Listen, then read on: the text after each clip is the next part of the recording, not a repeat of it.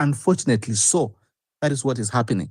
So if you are a serious contender, you must have agents, and that is why one of the legal requirements is that once voting has been done, you have to fill out manually Form 34A, and it has to be signed manually that you were there, and the votes that were counted and recorded are reflective of what happened at the polling station.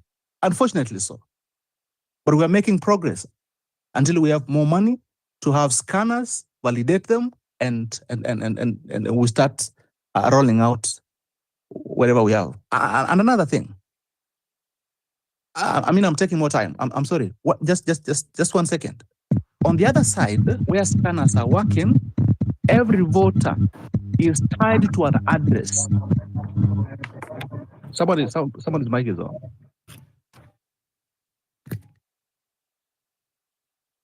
Anthony, please mute. And then Sam, maliza na dakika moja. Anthony, mute.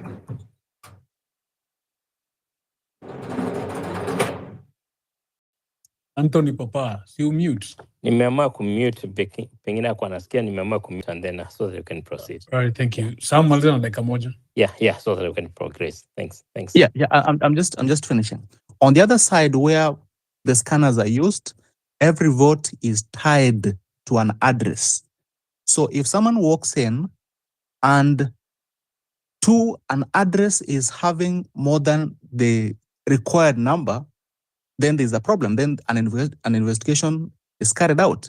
Number 2, in a polling station, Justice, you've done that before, there are cameras all over that are looking out for suspicious activities.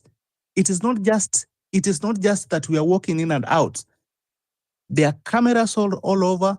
They are looking out for suspicious. In fact, electoral officials are on it. So those are the eyes on the ground for security purposes and for the integrity of the voting exercise. Thank you.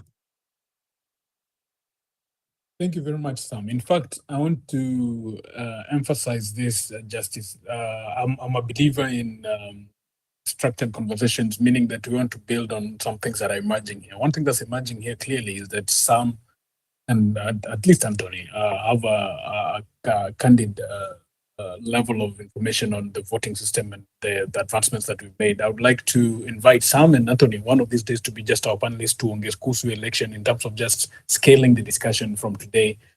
Maybe the next time we talk again, maybe 1 week from today, again, we bring those people as people who can tell us the ins and outs and some of the advancements, and Sam is speaking very eloquently. So to finish that part of the discussion, I think that the problem is that justice is stuck with this system. Computer is better than manual. Sam is saying yes, but we have things that are challenging. It was basically steamer. Hakuna huko some places you've seen some of the polling stations are still mud houses. So if the house itself that people are voting in is still some structured building, how then do you expect there will be a scanner there high level to associate your ID with your identities all the way to your address? So I can see that this discrepancy there. So I see that discussion is one that we can put a bow on. I had Anthony next, then Abdullah. But then when you come to the mic, I'll give preference to the people who raise their hand. So if you come and you have something you want to say quickly, raise your hand. Otherwise, I'll just assume that you're here to talk when opportunity presents. So we'll have Anthony. Is he on the mic? I think he has dropped. In that case, then let's go with Abdullah. And then we'll go to Weston and then Osogo. Then we'll give the other people on the mic. Abdullah, please. Okay, thank you. I'll be and please kumbusha watu kwamba kuna namba hapo juu ya mchungaji kuchukua sadaka. I'm taking offering. Is it up there? Or just nitaiweka baadaye. Okay, sawa. Kama haijawekwa is because kuna mtu ananifinyilia. By the way, Abdullah is my disciple. That's the only time I intervened because he's a good boy. Oh dear Lord. Huyu jamaa sijui amekunywa nini leo. Amekunywa divai ya kanisa. Abdullah, ongea. Okay, thank you.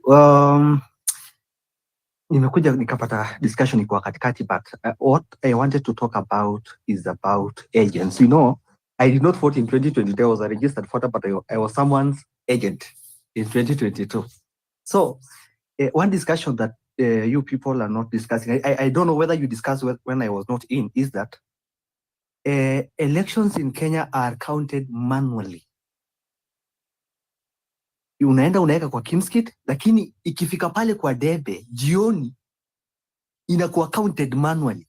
So agents are very important. It is impossible to win an election without an agent because the PO in that polling station can be also compromised. He can have a side.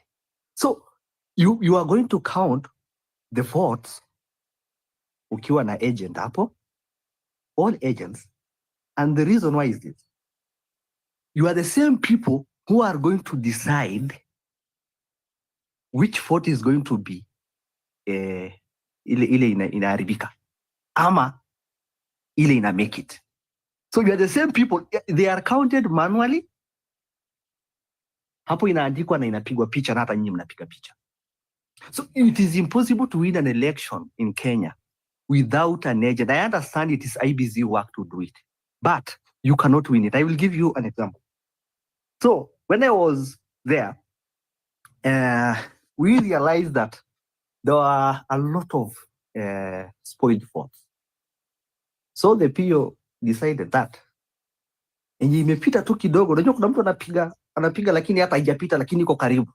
Normally it is spoiled. We decided that okay, we have already decided that we know that this person wanted to vote for someone. You are now the one who are making decisions there. Then what happened is there is a candidate that is preferred by that PO. So yake inapita lakini ya ule haipiti. So I had to interject and talk and said, no, these things cannot continue this way. So I'm just giving an example that you need someone in the polling station because counting of votes is manual. It is manual, totally manual. Mkishamalizana hiyo maneno ya sijui Kimskit sijui nini na hizo kamera mnasema ziko huko kwa Ushago kuna hizo kamera. Mimi sikuona kamera yote, kamera ilikuwa ni sisi. So the thing is counting of votes is manual. The other thing that I want to do is that we have a lot of people who come there, they cannot read and write. It is the agent work. It is not the IEBC people.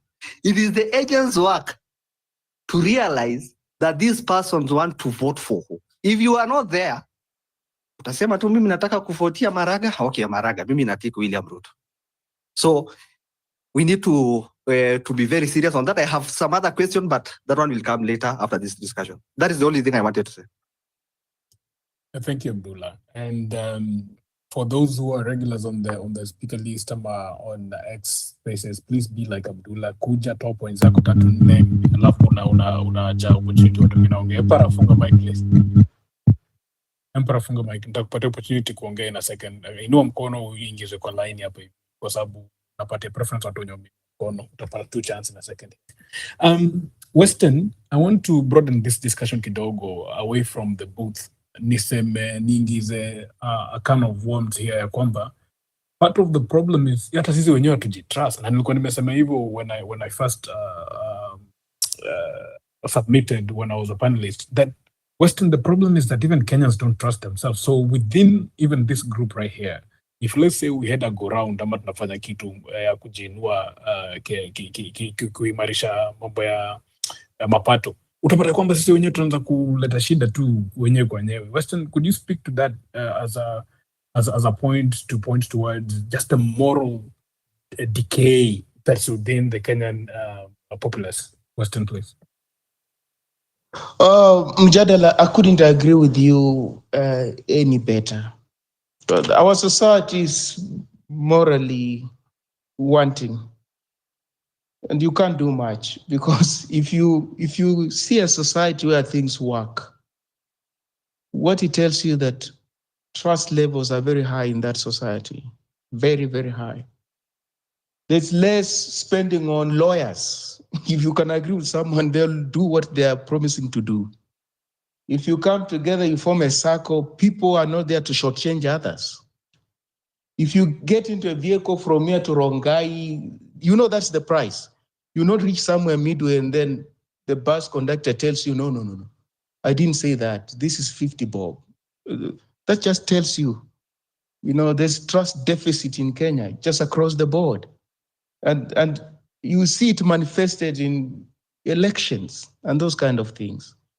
So elections, contested elections, are a manifestation of a bigger problem. Lack of trust. Trust between the citizens and their leaders. Even trust among the leaders. You can see Rigathi and Martha Karua, they're working together, but they belong to different things because they don't trust each other. Otherwise, they would belong to the same political party. People work together, but they are not of the same political party. So you wonder, do you have the same vision for Kenya? If you did, you would belong in the same political party, subscribe to the same ideals and vision. They don't. So they don't even trust one another, those people you see moving around. Citizens don't trust one another either. You get it. So you must have an agent there. But I'm saying even with the agent, if people who hold power hell-bent on stealing elections, they will steal elections and wait for the chips to fall where they may. Well, I hear that we've made progress, but I'm not seeing progress we've made vis-a-vis elections because in 2005, that referendum was highly contested. The opposition won, at that time led by Raila Odinga and those other people, that referendum. Mwai Kibaki was in power, lost. And it was called at that time, I think, ECK, Electoral Commission of Kenya. Kivuitu announced the results and the opposition had won. Okay, Kenyans and other people thought, okay, Kenya is moving forward democratically. What happened a couple of years down the line? Was it 2 or how many years? How many? 2007. In fact, so much so that when Kibaki delayed reappointing Kivuitu as the ECK chair, it is Raila and his camp who protested. No. You can't appoint a new person. No. This man must run these elections. You want to rig elections. And they made a lot of noise. Because they had left his deputy chair to his term had expired and he went home. Somebody by the name Gabriel Mokele. Okay, he was reappointed. What did he do in 2007? What did he do? He participated in stealing elections. 2010, Isaac presided over another referendum. Well, it was not highly contested, but at least the result, Kenyans accepted that this is our wish. Of course, we knew where it would go.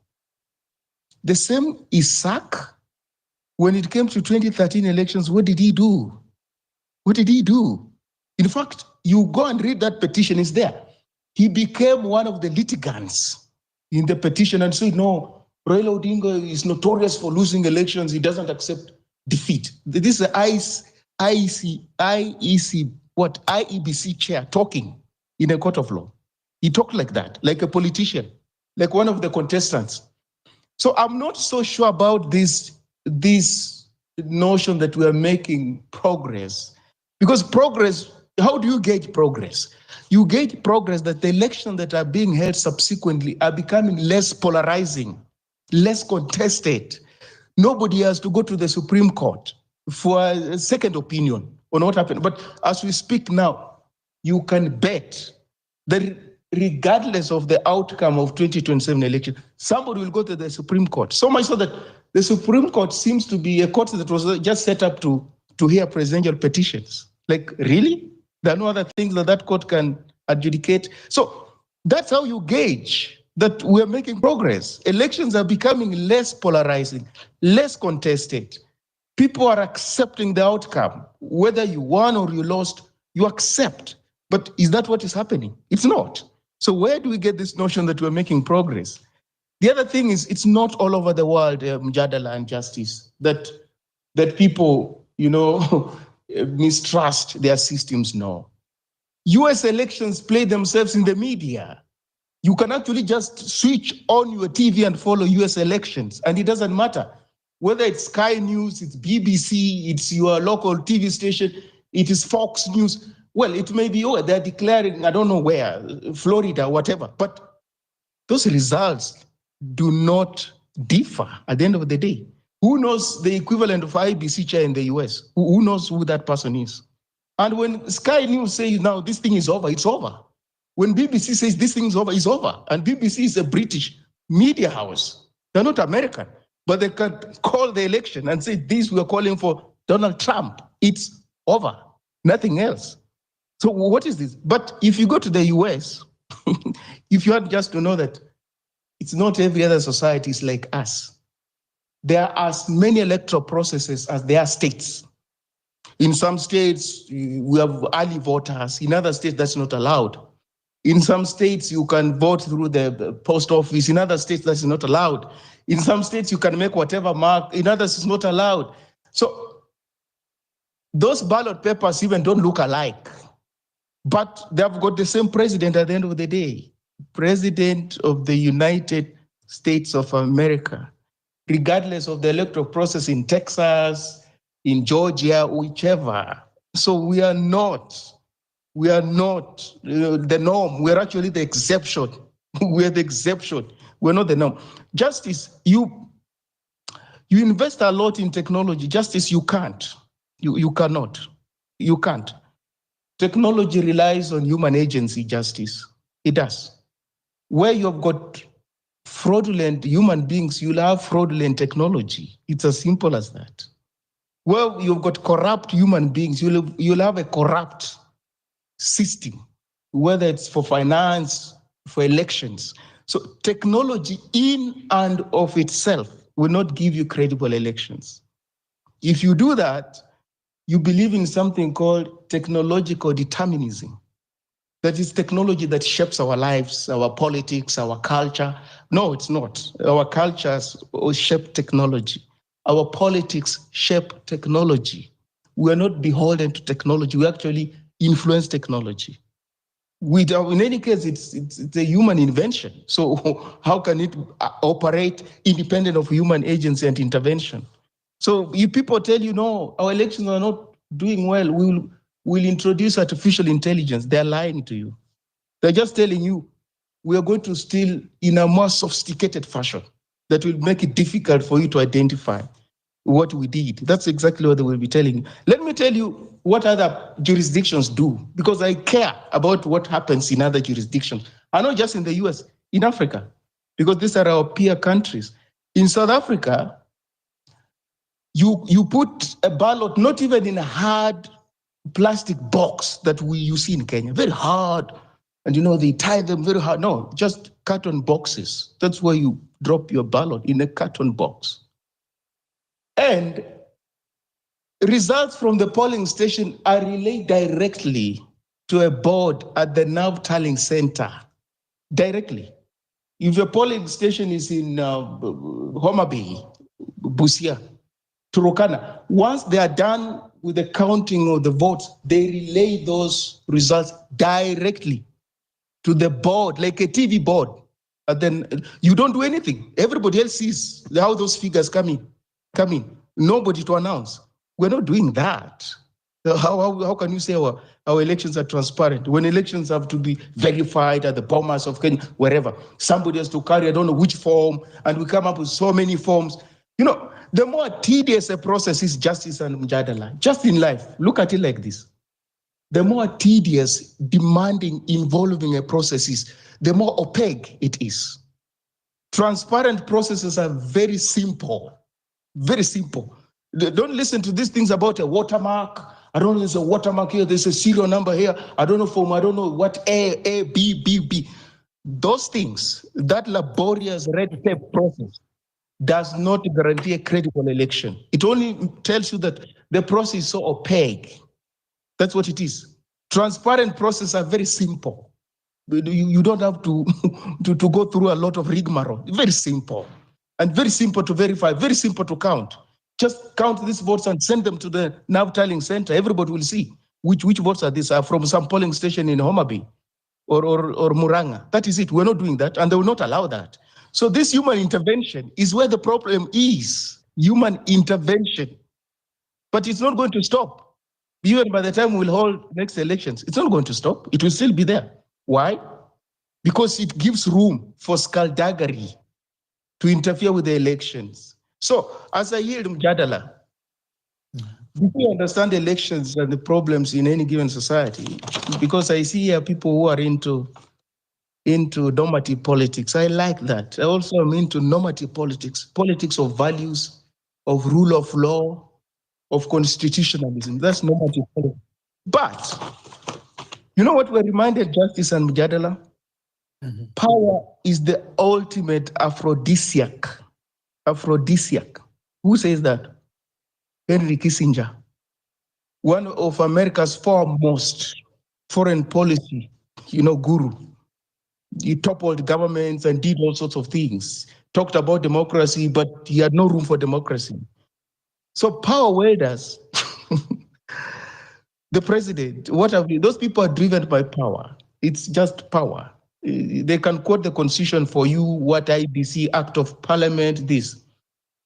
But when it comes to implementing those things, if it means they implement those things and lose power, they would rather abrogate the constitution and stay in power. That's usually what happens. And it's not just in Kenya, it's in many parts of the continent.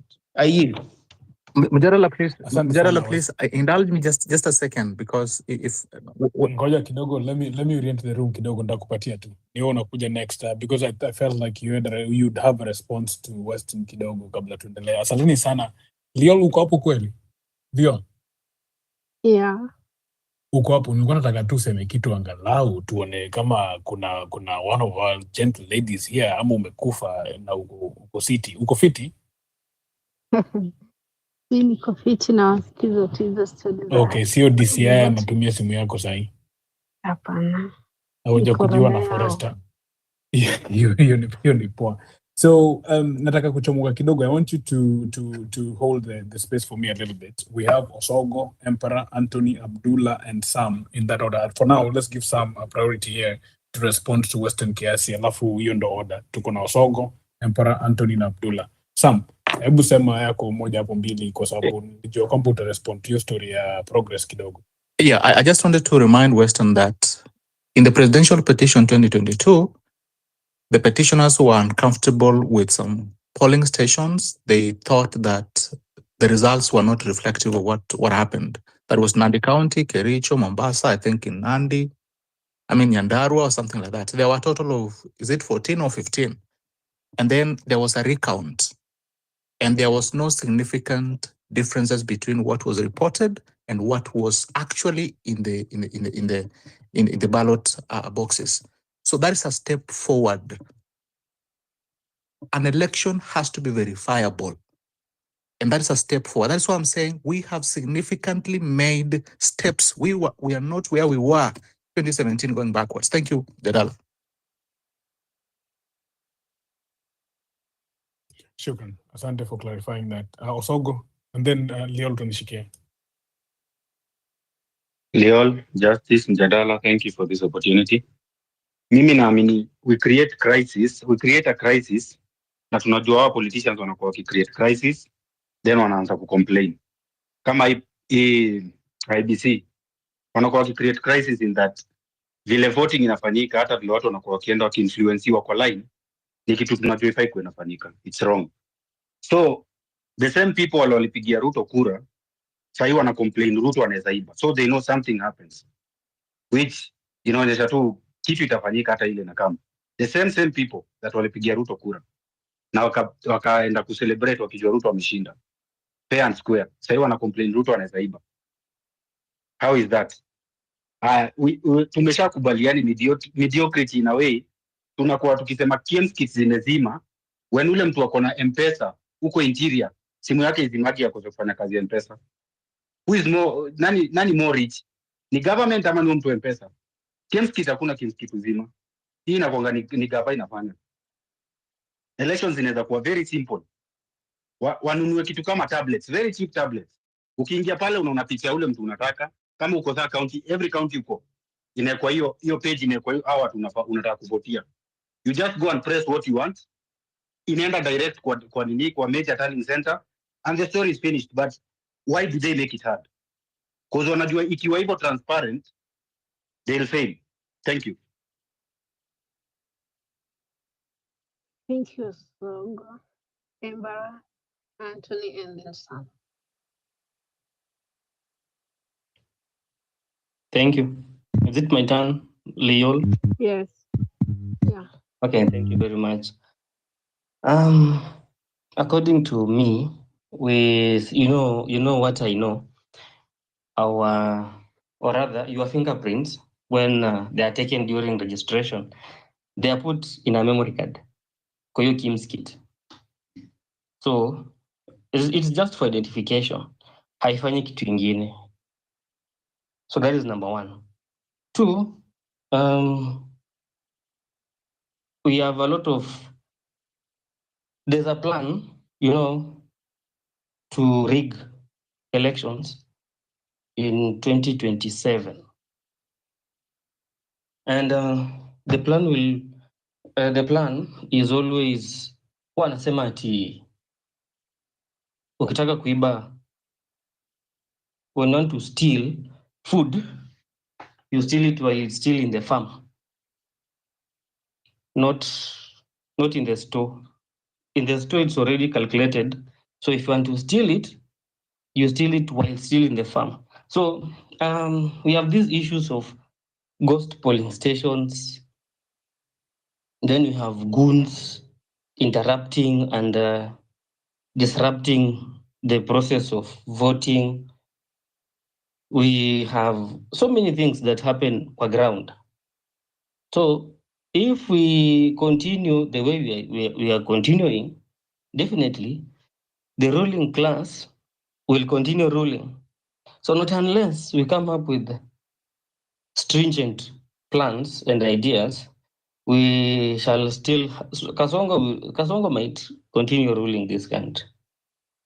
So in my own view, I think we should come up with plans. And remember, even in her judgment, the Chief Justice put it clear and very clear that the total number of votes casted or cast for the governor, for governors, all the governors in this country, compared to the total number of votes cast for the president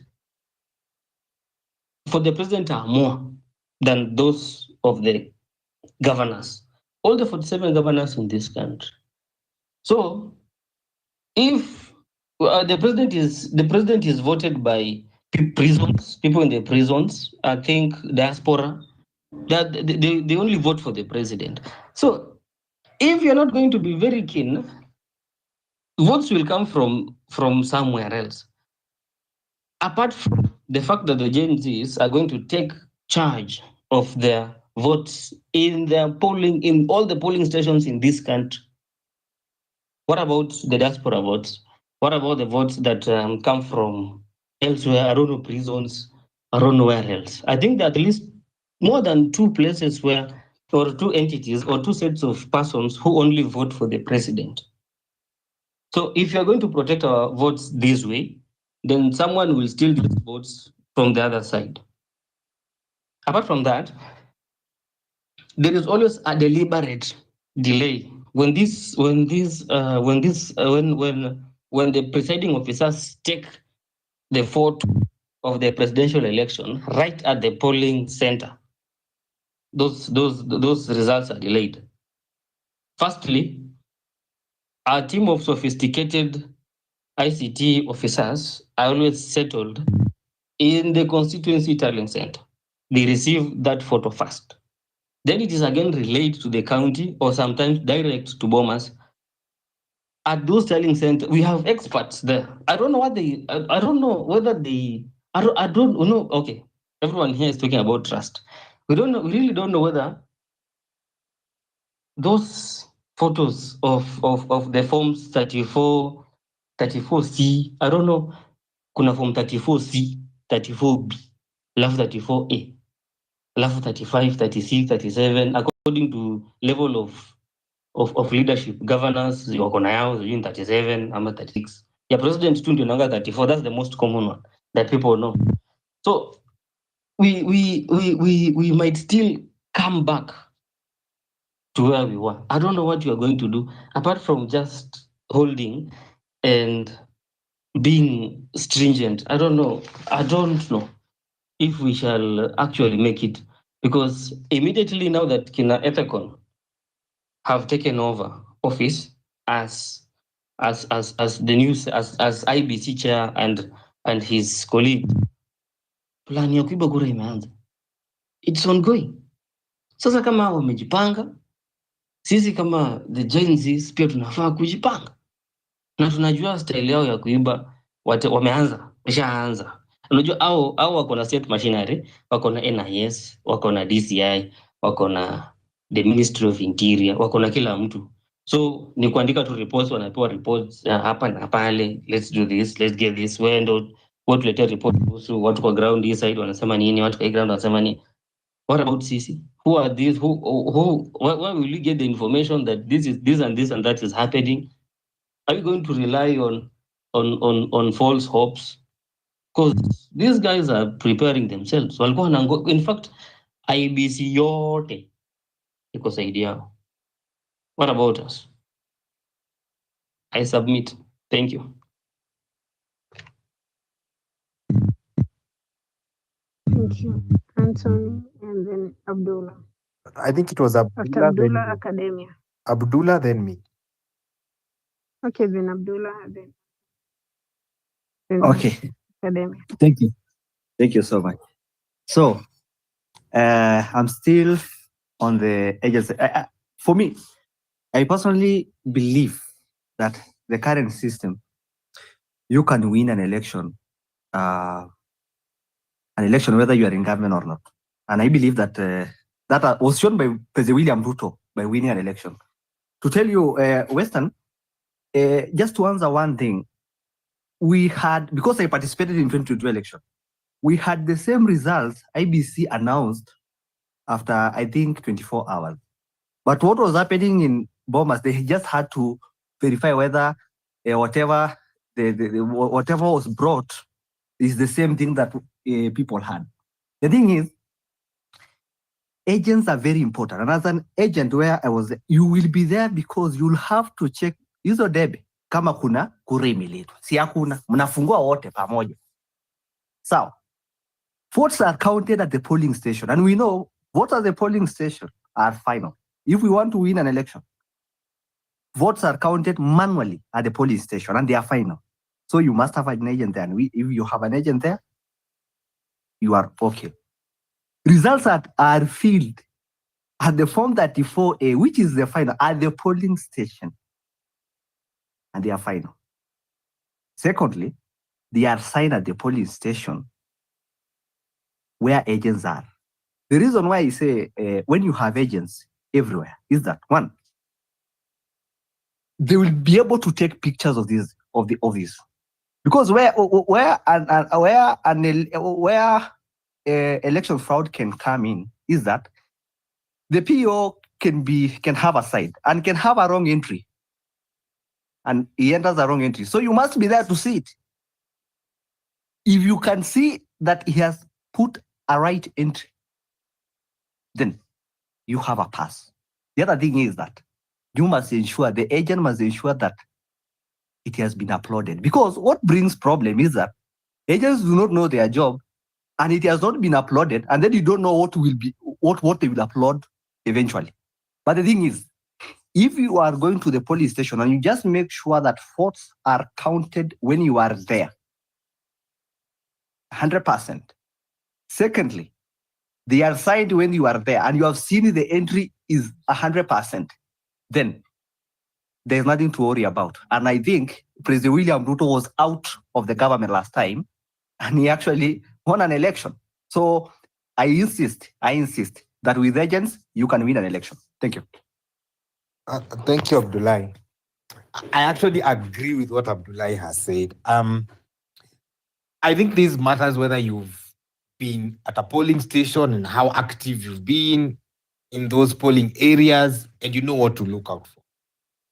But there was something that was mentioned about the US election being that it doesn't have contention.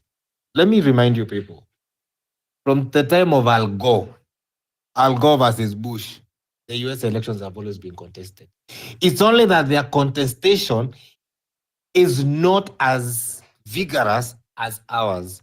The only time it went to that point was when Trump lost to Biden, and the people felt that an injustice had happened and attacked Capitol Hill. Okay. And even when you go back to that elections, and I'll go back, if you look at Florida, I think it was in Florida and Vegas, Nevada. Good. You actually had the residents not leaving the polling station. And I remember it was in Nevada, people were pointing and saying, no, they're stuffing the ballots. And that polling station, the counting was done again manually. Okay. They are still, even to date as we speak, they're still contesting about the mail-in ballots. Why? Because in the last election, Republicans were able to convince people beyond reasonable doubt that some mailed-in ballots don't reach to the desired destination. That's number one. Number two, some people are actually going and burning ballots inside the booth where the ballots are kept, so that the mail can now be taken to the tabulation center. So all elections worldwide, they have issues. It's not only a Kenyan issue. But have we improved? Yes. Now, to go to what Abdullahi was saying, can you win an election without a system? Yes, you can. How does it become very difficult to rig a Kenyan election? It's because for you to rig your candidate, you must rig for him MCAs, you must rig for him women reps, you must rig for him MPs, governors, senators, and the whole shebang. Okay?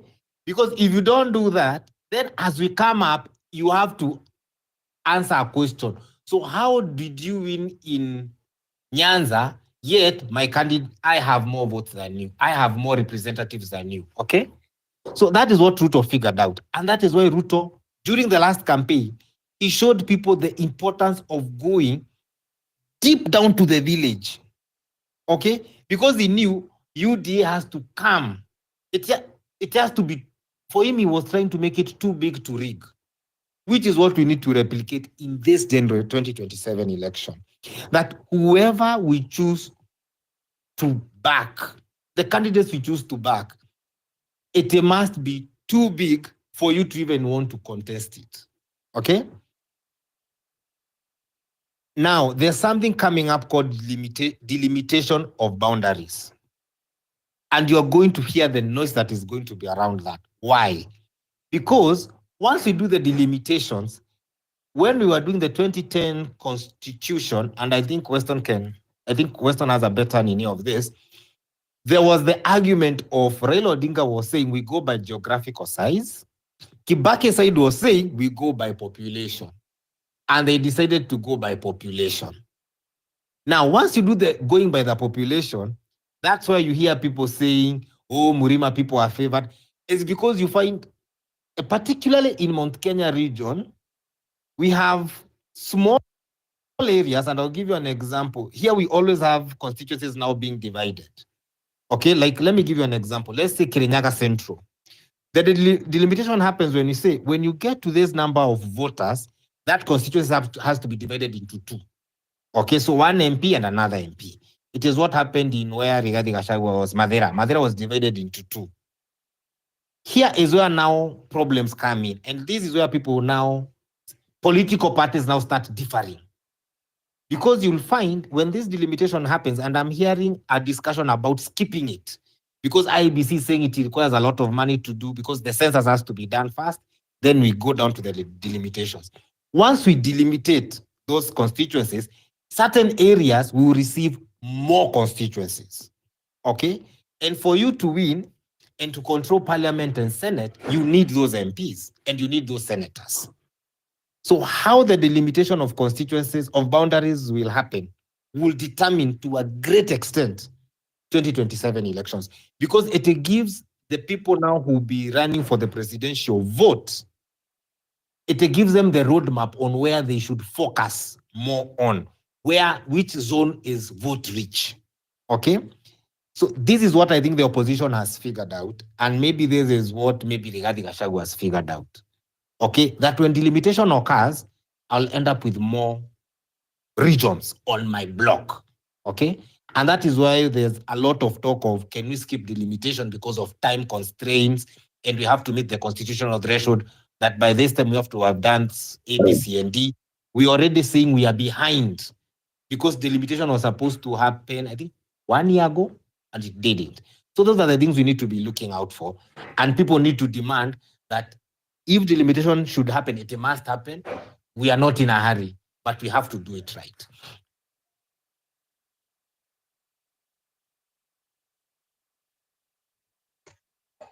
Yeah. Oh, thank you, Anthony. Academia. Academia, 1 minute before you go. It's okay. Thanks, Academia. Thanks. Justice, I'm the one who talked about the US. Thanks, Academia. I didn't say they are not contested elections. If if I had said that, I would not have ended by quoting Henry Kissinger about power being the ultimate aphrodisiac. I didn't say that. I said they have all sorts of issues, but they have got tremendous trust in the electoral systems, not system, unlike us. Oh, I stand corrected. Sorry. Yes. I stand corrected. Sorry. Anthony, what you're talking about is called gerrymandering. When you have more constituencies in your backyard, and more did it. Kibaki, I don't know if delimitation happened under Kibaki, he did it, or Uhuru Kenyatta, because it advantages you. Remember, I said if you want to rig elections, you must rig census first. So you'll use the census results to argue that this particular region deserves more constituencies than the other. As I yield, Anthony, let's pray, and I'm not so sure where this prayer will go to, that when William Ruto was part of the state machinery, there were no skullduggery things that were happening vis-a-vis elections and what have you. That there were no things that were happening which he was party to. Because if those things happened on gerrymandering, on rigging census results, on how to rig elections, clearly he has learned those things. He has. and we pray. That's why I said, let's hope that this prayer goes to the right person to respond to. That he didn't learn anything untoward on how to do those elections, or he was not party to the behind the scenes dark schemes on how to rig elections. If he was party to those things, you can be sure that he's not going to abandon those things going forward. It's as simple as that. So if at that time we celebrated him because he was part of a particular political camp, this is what they say, a sword that cuts both ways. The other time was cutting that other side. When it returned this side, now it's cutting even the person who is holding it. Let's pray. I don't know who's going to respond to that prayer. Academia, proceed. Asante sana. Justice, you were to ask me something, but IEBC is in place. Whether we trust the commission or not, they are going to conduct election. That's the point. Delimitation and review of boundaries will not happen. The timeline is not on our side. And then even if it has to happen, first we have... Hello? Kuna mtu anaongea? Ongea tu. Then you mute. If somebody is talking, you mute your mic. Then even if you were to do it, and because it's a process, so many processes, it is not something that you can wake up today and then you do it tomorrow. No, all a lot of things. And in the event that the parliament rejects it, then you go back, and we cannot afford to do that. And look at the economy. So it means we will not have that money for delimitation. So that will not, whether we can hold election without that or not, a simple answer is yes, we are going to have election without limitation. We will deal with that. But even if we do it after election, and remember we are going to have census in 2029. So We have election in 2027. And by the time we are done with the petition, Supreme Court and all that, we are about 1 or 2 years to 2028, and therefore it's only 1 year to 2029. So it will need less even to do that while census will, again, after census, you will have to do it. So I think the court will give an advisory opinion on the same. What I know, they cannot go outside that because that's the reality. So, and remember, we have 27 protected constituencies.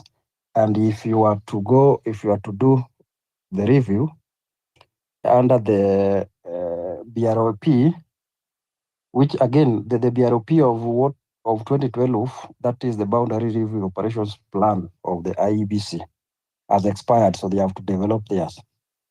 And that again will interfere with the protected constituency. So if you do limitation today, we are going to interfere with the protected 27 protected constituencies.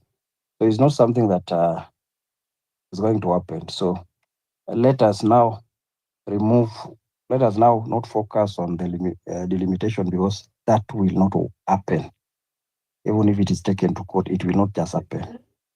Because Sorry, Academia, to Yeah, interject. Can I ask you a think that's. question? Go Can I ask you a ahead, question, Academia? Go ahead. Academia.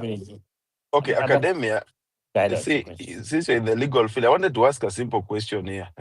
Since the new IEBC has just been sworn in like yesterday, and they're holding office, their mandate is 6 years, which means it's expiring 2031, yeah?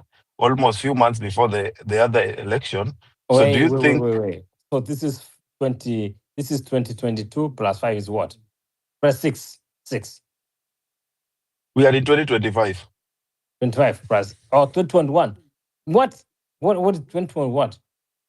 21 plus 6 is what? Should I continue asking? Maths inakusumbua. Just is kunywa maji. So just academia. So we are in 2025. They hold office for 6 years. So 2031 in July. Before the next elections. Do you think that the new IEBC will be ready for the 2032 elections? That's what I wanted to ask. Sorry to interject, academia. Go on.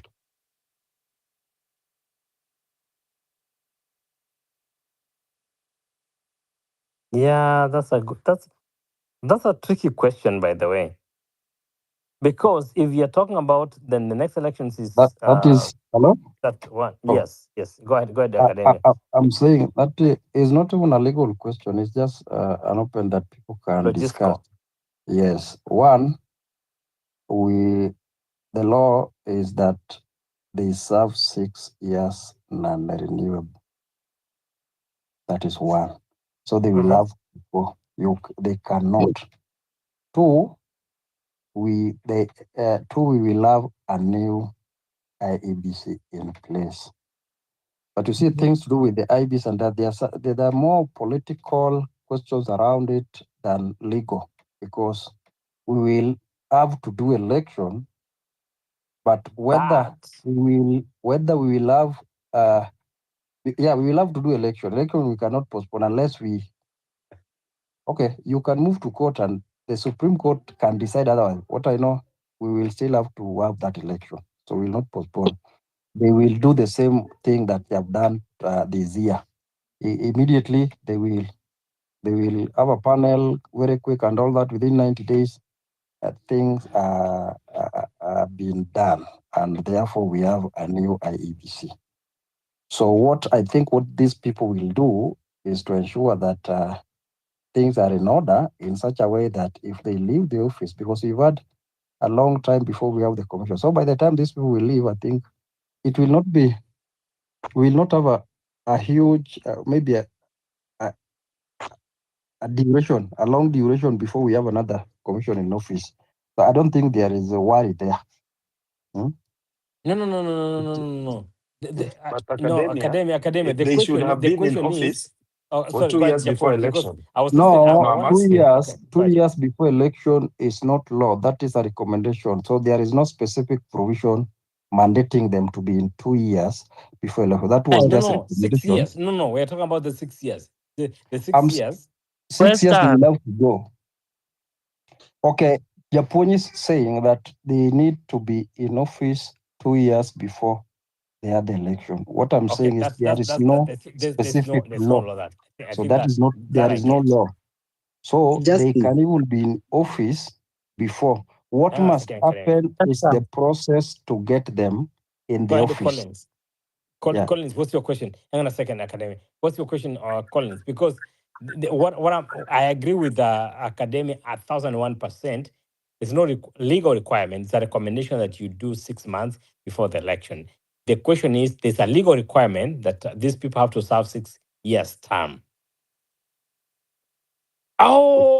Justice. Oh, Academy, you already answered my question. Let me bring the other guy. So now I know I'm the one. Yani siku hizi kichwa yangu imeanza kufanya. Bwana Wait, sijamaliza. Unajua nyinyi Collins. mnaniuliza swali na mimi sijaongea maliza yangu. Wewe No, ulikuwa unauliza mimi nimejibu. So Collins wants to ask you. Collins wants to ask you a question. Collins, sawa. ask. Collins, go ahead. The Academy. But now, Academy, you answered me before I even asked the question. Collins, go ahead. Collins.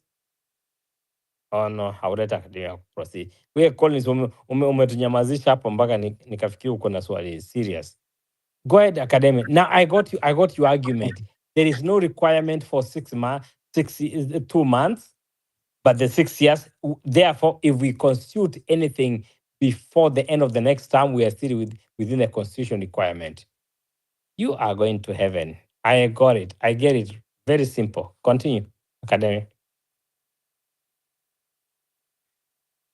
Unasikia vile Leon anawekea thumbs on, anafikiria sijasema kitu ya ukweli. But Academy, wewe endelea. Collins alikuwa anauliza kitu. Amekataa, nimempatia chance. Ayuko? We've tried. Can I ask a question inclined to what we are trying to discuss? Okay, go ahead. So that Academy can answer together. Okay, I am yet to understand this issue concerning the appointment of this IBC that is in place right now. There's something that is coming up that these people, they have been appointed for a period of 6 years, which is non-renewable. Having in mind that this period is non-renewable and it will end at around, let's say, around June or July 2031. What are the what? Pardon? Yeah, continue. Yes. Okay. Your analysis. Okay.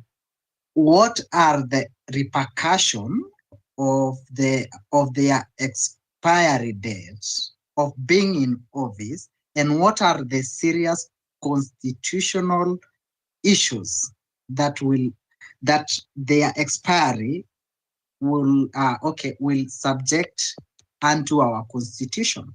Because I don't think in reality that a new IBC can be constituted in such a quick manner that they will conduct a free, fair, and verifiable election just 2 or 3 months in times.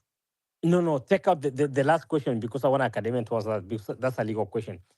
The final, everything else you explained is fine except your last point that if they get constituted a month before the next elections, there's no legal what is it called?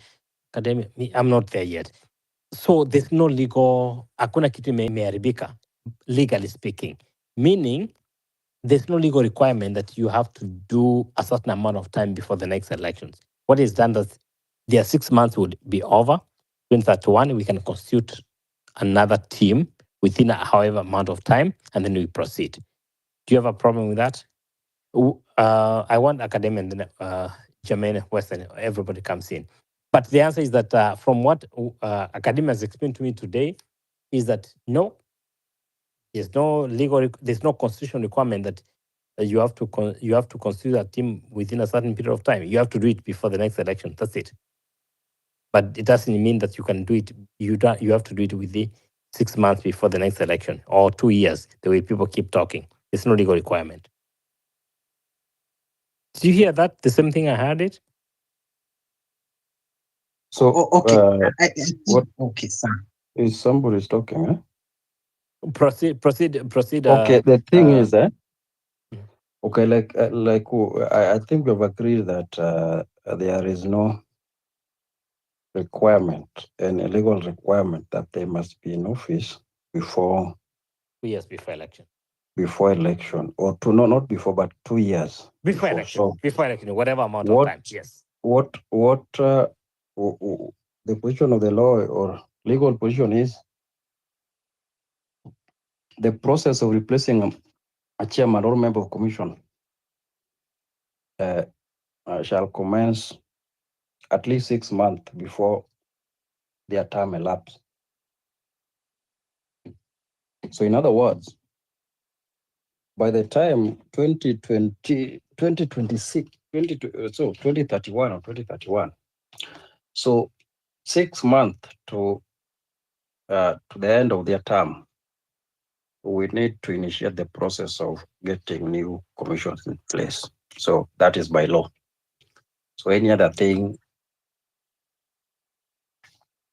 is not correct. So I think that is Okay. What if in case, because I can see that the time that will elapse, their time in office will elapse, because I can see it raises a lot of constitutional questions, and it may create what we call a constitutional crisis. Why am I saying so? This is because, okay, what are the repercussions just in case it happen that these people, their time elapses, and some people decide to go to court, maybe for what has been happening in between the time this IBC was to be reconstituted. Several cases had been filed in a court of law. And so I wanted to get the repercussion of it, now that we have to bear in mind that maybe some of the people may decide to put a petition in a court of law, trying to prevent them from taking from being sworn or from being nominated, because we have to look at the at both sides of the coin. I get your let point. me I get your point. just respond. You can do it quickly, then we'll bring in Western and then let me Jermaine. just Because respond. what Idris is asking, you answered it before, but I'm okay. You can go over it that way, because I think you answered it because there's no vacuum there. There's no vacuum at all. So that is hypothetical, and we maybe let's say that is a hypothesis. One, No, even if it's you go to court. Just wait. Just wait. Go ahead. You go to court. See, court is a court of law, not rumors. So when you move to court, you have to demonstrate the provisions or article that had been contravened. So the procedure to have the chairperson of the IBC and other 6 commissioners in place, it is well stipulated in law. From first, second, third, to the point where they have been approved by the approval by the parliament, then and all that, they will take office and all that. So that is the procedure is there. That is in law. So you only go to court to seek redress where there is violation or in the process. That is what you go for court. So you cannot go to court to ask court to interpret for you why these people have been appointed into the office just a year to election. You can't do that. You have to demonstrate the provision or which part of law has been contravened in the process of having these people in office. That is Academia, that is the. I think you got me wrong. I think you got me wrong. Okay. Okay. No, I no, was no, no, no. trying to- Dr. Idris, what, again, so that we can have other people come in and you can come later because I know their hands up, everything. What Wakili is explaining, ni kwamba this, based if elections were, if the guys were sworn in today for a 6-year term, itaisha, this is 2025 plus 6 is 2031, sindio? Sindio? it is 20. It's 2031. Sasa after that, nasema you can start instituting a new team 6 months prior to the expiry, sindio? So itaanza maybe in January of 2021, au wakitoka already tuko na a team. Lakini the only legal requirement ni kwamba hawa watoke after 6 years. But there's no legal requirement inasema we need to have an IEBC team a certain amount of time before the next elections. But there's a recommendation by the curricular code that inasema, the curricular team inasema, let's have a team 2 years before for preparation and everything. So legally speaking, there's no violation at all. So where are you finding an issue? I think he answered your question on that. That there's nothing wrong with these people. Are we together? Maybe just give him that. Maybe is not. Maybe there is question we did not get well, so you can just repeat, and we see. Okay. Well, we did not. Yeah, it can go further when you bring someone else because I'm Idris, Dr. Go ahead. Okay. One thing. Okay, I think you understood some parts of the question, but to a certain extent, I'm not satisfied with the answers that you given unto us. So what I was trying to inquire, maybe the expiry date of these newly appointed IEBC officials, because we all know that they have been appointed to be in service for a period of 6 years, which is non-renewable. And bearing in mind, use the word because now you are becoming critical to us. So use the word for maximum of 6 years because the word maximum has a meaning. Okay, yeah, a maximum of 6 years. Perfect. And now that after that 6 years elapses, I know the country has to prepare to look for the new IEBC. And now that in that process of recruiting a new IEBC, some people may decide to go to court. Maybe there's a disagreement on how these officials or on how these people were picked. Are there any constitutional crises that we are anticipating? No, Doctor, no. Go back to the people who are going to IEBC. They are going to court for what? Okay, maybe okay. Let me use the previous issues. For example, the issue of the opposition. For example, because we have been having an issue of was it Molu or who? Someone whom Kalonzo was pushing. Kichabonya may explain, Doctor. Listen to this, please, because I want to see the person who is going to court, and that might be Leol. I'm explaining kwamba you can institute the recruiting of the next IEBC 6 months before their term ends. Sindio? Yeah, sure. Yes, and then their term ends in 2025. 6 plan now is what? 620. Whatever that time. 2031. 31 around your whatever time. So my question is, the person going to court is going to court for what? That's what I'm confused about. Okay. Wacha niongee Kiswahili, maybe utanielewa. It's fine. Yeah. Okay. Nilikuwa nachukulia kama unajua Kisii pia uongezea hapo because I understand Kisii better. But okay. Proceed. Nilikuwa nauliza, kumekuwa na migogoro ama tofauti baina ya opposition na serikali, jinsi ambavyo hao watu wameteuliwa. Unanipata? Opposition inakuwa Ruto na serikali ni sisi. Proceed. Yeah, so nilikuwa nauliza iwapo hiyo tofauti ichokelezee, And then in the process, the court inachukua a lot of time in analyzing the petitions which had been put in court. Maybe the way these people had been picked, they are not satisfied. How are we going to handle that case or that matter? Doc, satisfied with what?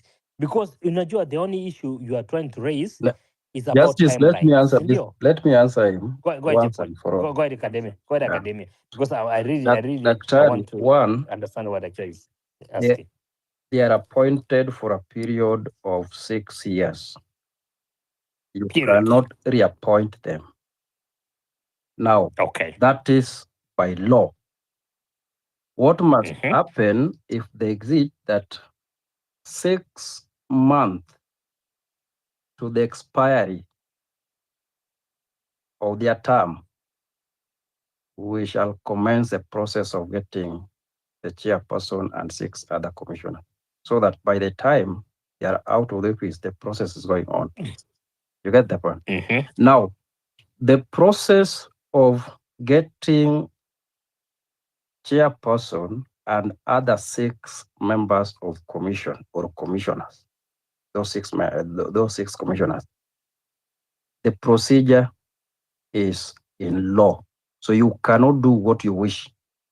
It is from step by step, step by step. So if you move to court on the basis of those, on the basis of appointing them, you have to go to court to demonstrate which provision or which step in the law that they have violated in the process of getting those the commission in office, because the process of getting them is stipulated in law. You don't reinvent yours, it is already there. So your work is to follow what the law says. That is it. So you are going to court to demand that there's a step or there's a provision that has been violated. So, but you cannot go to court to say the person appointed I don't like. You can't go to court to say that unless you demonstrate to the extent to which kind of this person. That is what you can, but to whether they are appointed, if they are appointed illegally, that is because it has to follow the procedure which is laid very well in law. You have just to follow that. So you cannot escape. That is why even the last time, they did not invalidate the appointment process. Remember, they invalidated the gazettement notice by the president after there was conservatory order. So the president disobeyed that order. So he needed not to go ahead to gazette their names in the Kenyan Gazette when there is a state order in the conservatory order is still in place. So that is the question that they determine, but not that there are people who are appointed there as you. No, you don't go to do that. All Kenyans are allowed, provided they have the qualifications to be in that office. So you cannot go that you appoint justice and therefore justice is a cousin to somebody working in the government. You cannot do that. That court cannot determine based on that. It's not like that. So, Nivo. Yeah, that's a good one. Yeah, I hope. Are you good with that one, Dr. Idris? Yeah, I am satisfied. Yeah, and that's the place that all of us fought when the impeachment part of the other 3 commissioners. Tutaongea siku ingine, but to be honest. Oh yeah, go ahead. Unajua kwa nini ako satisfied? Kwa sababu nimeingia hapa, nyinyi nimewaacha hapa 10 minutes, nimeanza hiyo ujinga yenyu na Idris, na nilikusha wafundisha kitabu. Mnafikiria nyinyi peke yenu ndio manyanya wenyu wanaomba tukumkuu watu wazuri kwa hii dunia? mi hata sikuwa kwenda huko bwana, patia watu wengine waongea, acheni na hiyo story. I just came in to save everybody. I just came in. To be honest, I think Western was to come in. Mjadala, honestly, mimi nimekuja in and then I thought there was a timeline issue. And then I was like, I'm not finding a contradiction. What Akadema was saying, there's no contradiction. Then what Dr. Idris was saying is more of like, then how does IEBC come in? That's the only place I came in. Wewe kuwa mtu mzuri hata wewe.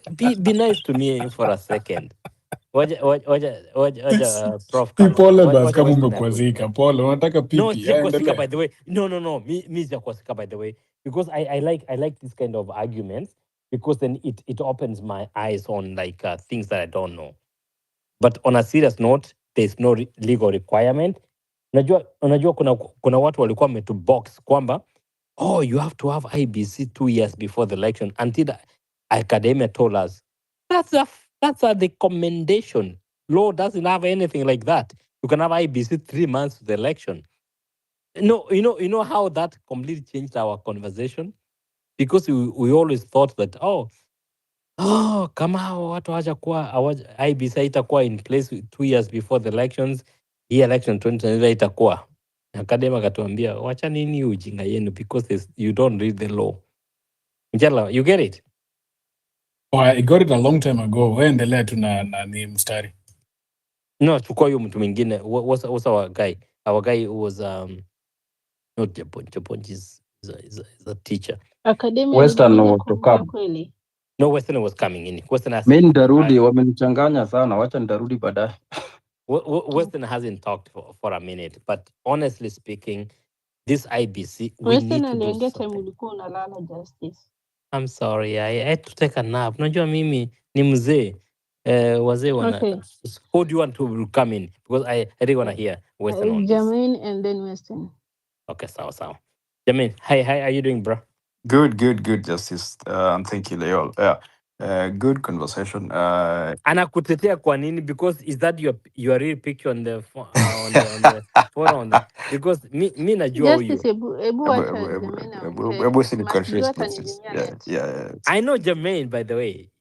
Leon, you don't know that. Jermaine, you proceed. Justice leo hata utuache tupumue. Endelea Jermaine ba. But but what is very interesting is that for me, I've been talking about this before, and I know I think I've engaged Western before. I'm not a professional, political scientist or something like that, but I am very much interested, definitely in my country, having seen how the alternatives can be. When we look at our voting systems, especially I got in when we were talking about political agents in the election or the electoral process, especially during the voting day and the counting and the all the rest.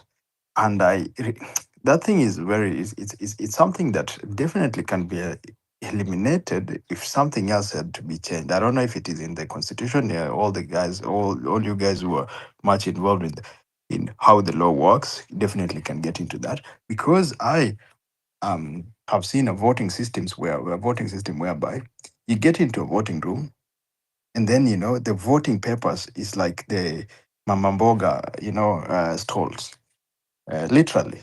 Yeah, they are so much into colors and colors for a specific purpose, because they want people to be able to identify their political parties and symbols, definitely. And there is no nomination system. So you don't have to nominate somebody. No, you have to know who you are voting for. Not because this person have gone through nomination system by from their own political party and made up to the top, election day, or campaign for their own election party. So every party doesn't come up with their top candidates. Every party comes up with their candidates, and this thing, I think, it strengthens what political parties stand for. Because what happens when that thing is not there is that political parties they hang on individual interests. That is why from 2007 we have seen Raila being on the opposition part and joined finally the head, the main, the government. Raila has been in the government for most of the time, literally speaking, and that has a lot of it plays a lot of role in how the main grassroots election systems work. We do not vote for specific. I'm sure the common mwananchi does not vote for that person. It is the people who went. They're called the agents, or I think there is something called Who are those people who go? They are the members of a political party who go and vote and they nominate a chief candidate. I think that is what makes elections in the upper part very diffuse. Then definitely I stand to be corrected.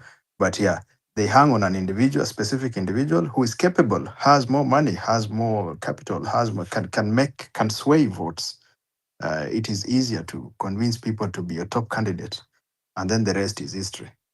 Definitely. So I think that election, the election, that election system is definitely a bit porous, as somebody explained, easy to penetrate. Wait, Jermaine, Yeah, Jermaine. yeah. Hang in there with us. Yeah. I've just checked in with Leo. I'm so shocked that Hakujui and never had a session with you. I'm even disappointed. But anyway, hang in there with us first. Uh, I want to bring in Western, and then guys, we're gonna make sure everybody speaks. So Western, please come in, but Jermaine, please don't go because I have a few questions for you on your position. Okay, but I wanted to say something, just on the. Okay. There was just something that you mentioned, and I want to. Yeah. Do that. Yeah, the I'm part okay with whereby you mentioned the old the counting system of how KCPE used to work. That thing was the kind of zeroing in. yes, Remember? exactly. Yes. I think that thing should be what should be working for us. What I wanted to come up Easy. to is actually that, because once you cross the name and then you just roll the thing on a machine, then it pops the name, and it puts an digit to a specific person, and at the end of the day, there is no voting, counting, lifting the votes, and all that thing, and it is a very simple counting system. So that is where I was heading to when I said that. It is not because I want all the other, but it's because just that when you come to the mechanical part of it or the administrative part of it, just vote once it's done. Just roll the thing in a machine, and the machine puts the name on the other side of and that is a very simple system, way simple than anything else that we are trying to invest in by the IEBC. That caught my attention when you said it. I know because you know how this works. I'll bring you Western. I love of course he has probably is very strong submission, but akubali kwamba kuna governor ametolewa Northeastern, I think was Garissa, alafu akasema he give a tender to someone else because their offer was expensive than the previous one, and he believed that the one that's more expensive is better. Jesus Christ. Anyway, Weston, come in. You submit because we really have to change something in this coming election. Weston. Justice, we overplayed the law. That's one of our enduring blind spots in Kenya. Our political discourse, the way we read our problems and challenges, it's like the law is the panacea, but it's not, because you can tell that the people who are wielding power have no regard for the rule of law. So invoking the law doesn't help your cause, but we do it a lot in Kenya. You listen to what academia told you. Those individuals were gazetted regardless.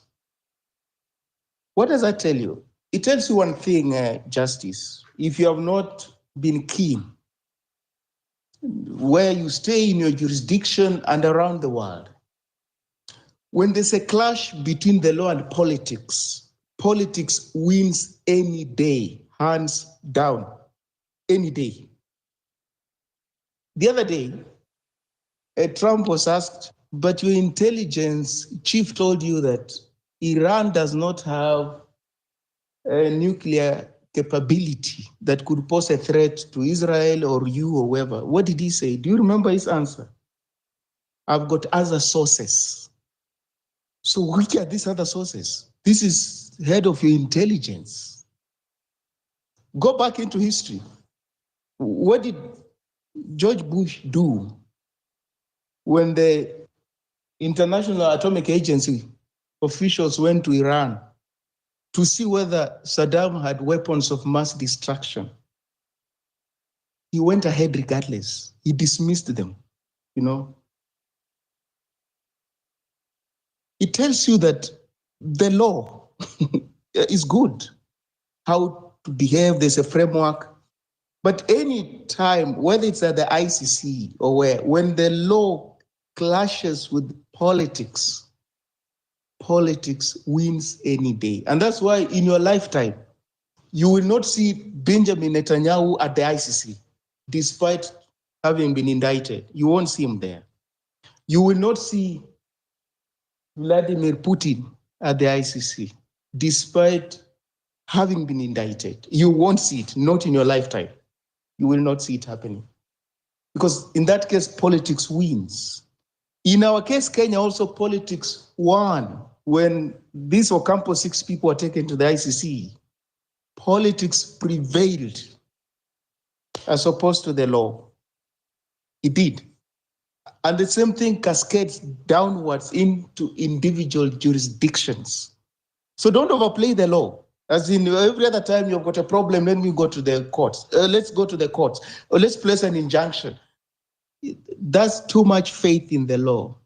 While you're oblivious of what politics does, not just in Kenya, but across the world, even in the so-called established democracies. When push comes to shove, they dispense with the law and do what they think is pragmatic and should be done.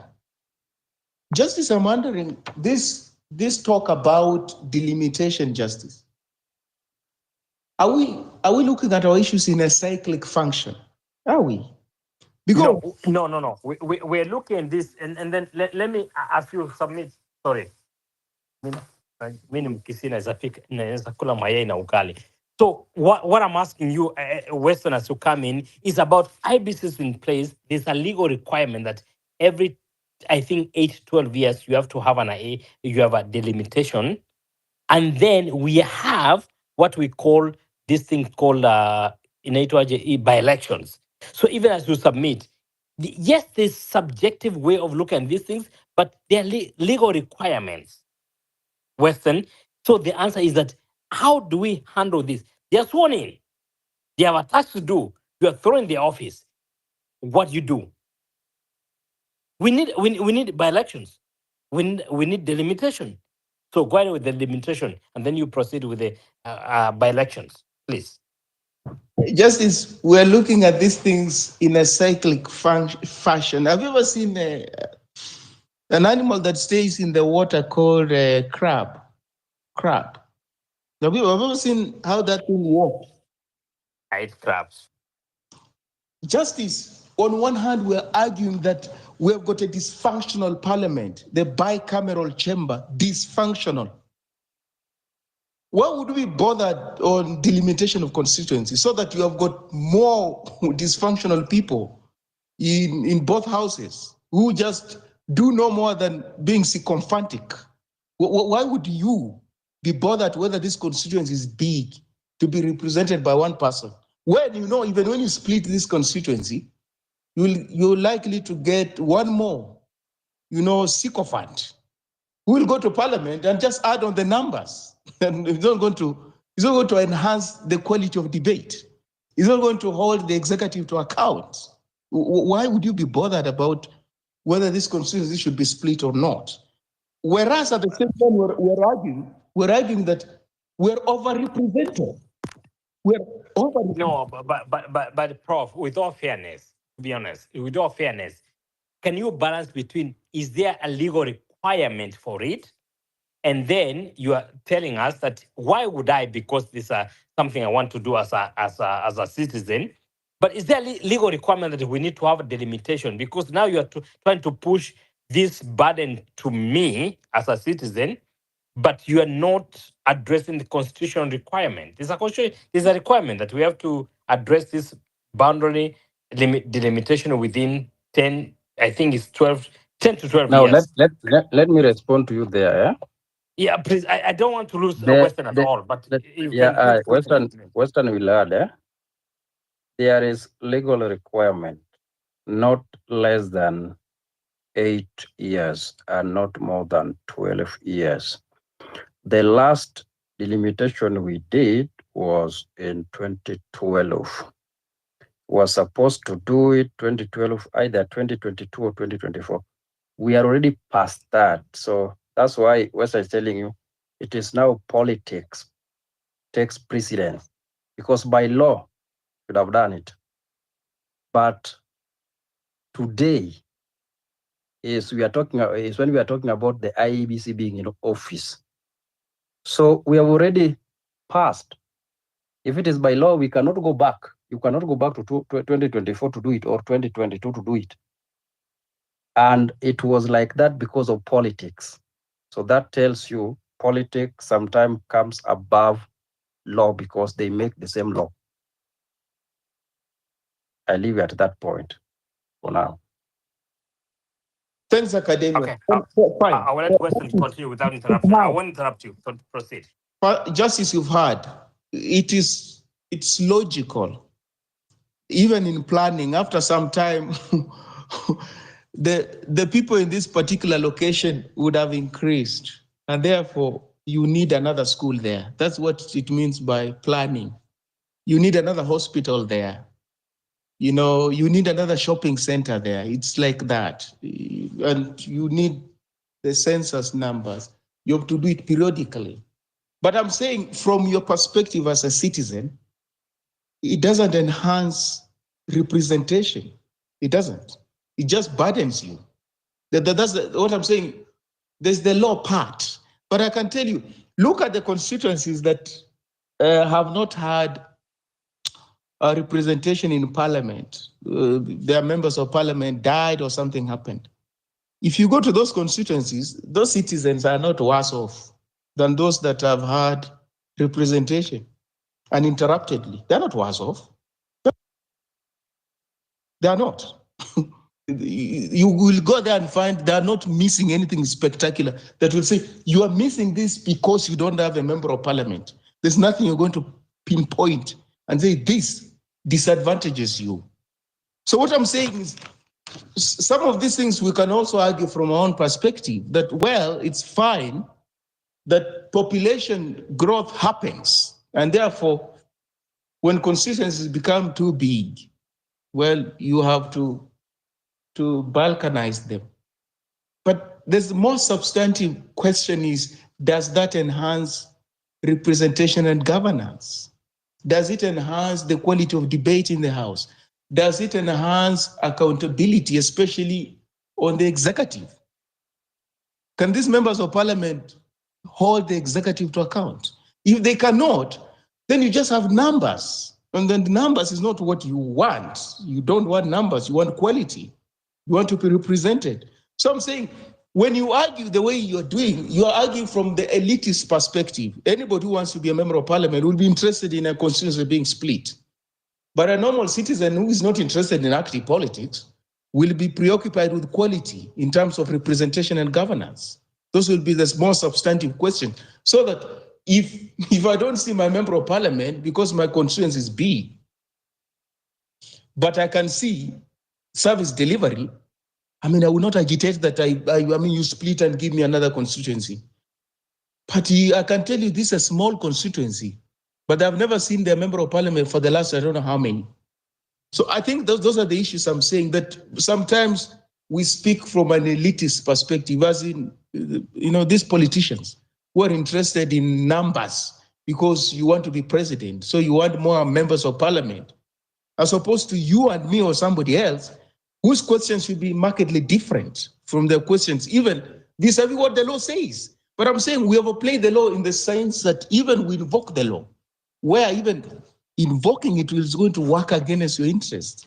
It's not good simply because the law says it, Justice. That's what I'm saying. And just as an example is this. You remember that case when the courts ruled that Azimio is the majority party in the National Assembly. That's an example where even some of our jurists don't understand politics. Because if you live in Kenya and you are a judge in Kenya Justice, this is it. A case is brought, and that case was brought before that court quite a while back. They took time. So a case is brought before you. At the time the case is brought before you, Azimio is agitating, is on the streets, crying that their elections and have been stolen. By the time you're ruling on that case, Azimio is getting along with the party that it accused of stealing the elections. They're in something called a broad-based government. The presidential candidate who lost elections is getting along with the one who's declared winner. Now you cannot rule that Azimio is the majority party, because when you do that, you're taking the country back into conflicts. Azimio didn't even take up that ruling because they knew it had been overtaken by events. And if you're a jurist, you should know that this ruling has been overtaken by events. You can't make that kind of ruling, but we'll make it because you don't understand politics. You only understand the law. They ignored him. They ignored the court, even Azimio themselves. They didn't agitate that we're doing well. I mean, we're getting along. We are forging a partnership. So we overplayed the law in Kenya Justice, which is to our detriment. Justice as a yield. Why is it that we're not having a conversation when it comes to splitting elections? 6 elections on one day, those elections are many in Kenya. They're very many. Even an average voter would struggle because the issues you have at the national level, presidential candidates, are markedly different from the issues you have at the local level. Your governor, your MCA, those kind of people. But here is an electoral system that once you, on one day, you walk into a polling station, you can be able to, with accuracy, pick your presidential candidate, you pick your, governor, you pick your woman rep, you pick your, MCA, you pick your member, come on, why can't we split these elections? That on one day, and this should be a different year, we can have presidential and parliamentary elections. It means president, member of parliament, say senator. Those are parliamentarians. Another time could be in another year. Yeah. Another year. We can have gubernatorial, MCA, and who else? Women repair, you can put him at presidential or there, it depends. We split this election so that you don't burden people. Because when you put them through, then if I pick my president, and my president, when he was in my village, he told me he wants 6 people. He wants soldiers. He wants soldiers in parliament. He wants soldiers at the local level. When you go there, you are likely to pick competent representatives and scoundrels at the same time. You are likely to pick scoundrels because they are on this party ticket that your preferred presidential candidate is running on. So at the end of the day, you end up with some good representatives, but you end up also with scoundrels because you didn't have sufficient time to process these issues, which are too big. So this conversation is not happening. It must happen that we can split these elections. They are too elaborate, too laborious to be held on one single day. And that's even what makes them so expensive and easy to rig. In any case, after we vote, we forget about those other representations. We focus on presidential. Isn't that the case? After voting has to happen. Presidential, every other person's eyes are bombers or KICC or wherever. No, we can drastically reduce that tension and what have you. We must have that conversation. Thank you. Can I ask a question? Because, okay. Yeah. Go ahead and ask a question. Okay. He has raised a very critical issue, but are we in a position to bear the repercussion of splitting an election? Because, in splitting an election, it means that we are going to incur another expense. So, are we ready to bear the repercussion of splitting an election? Thank you.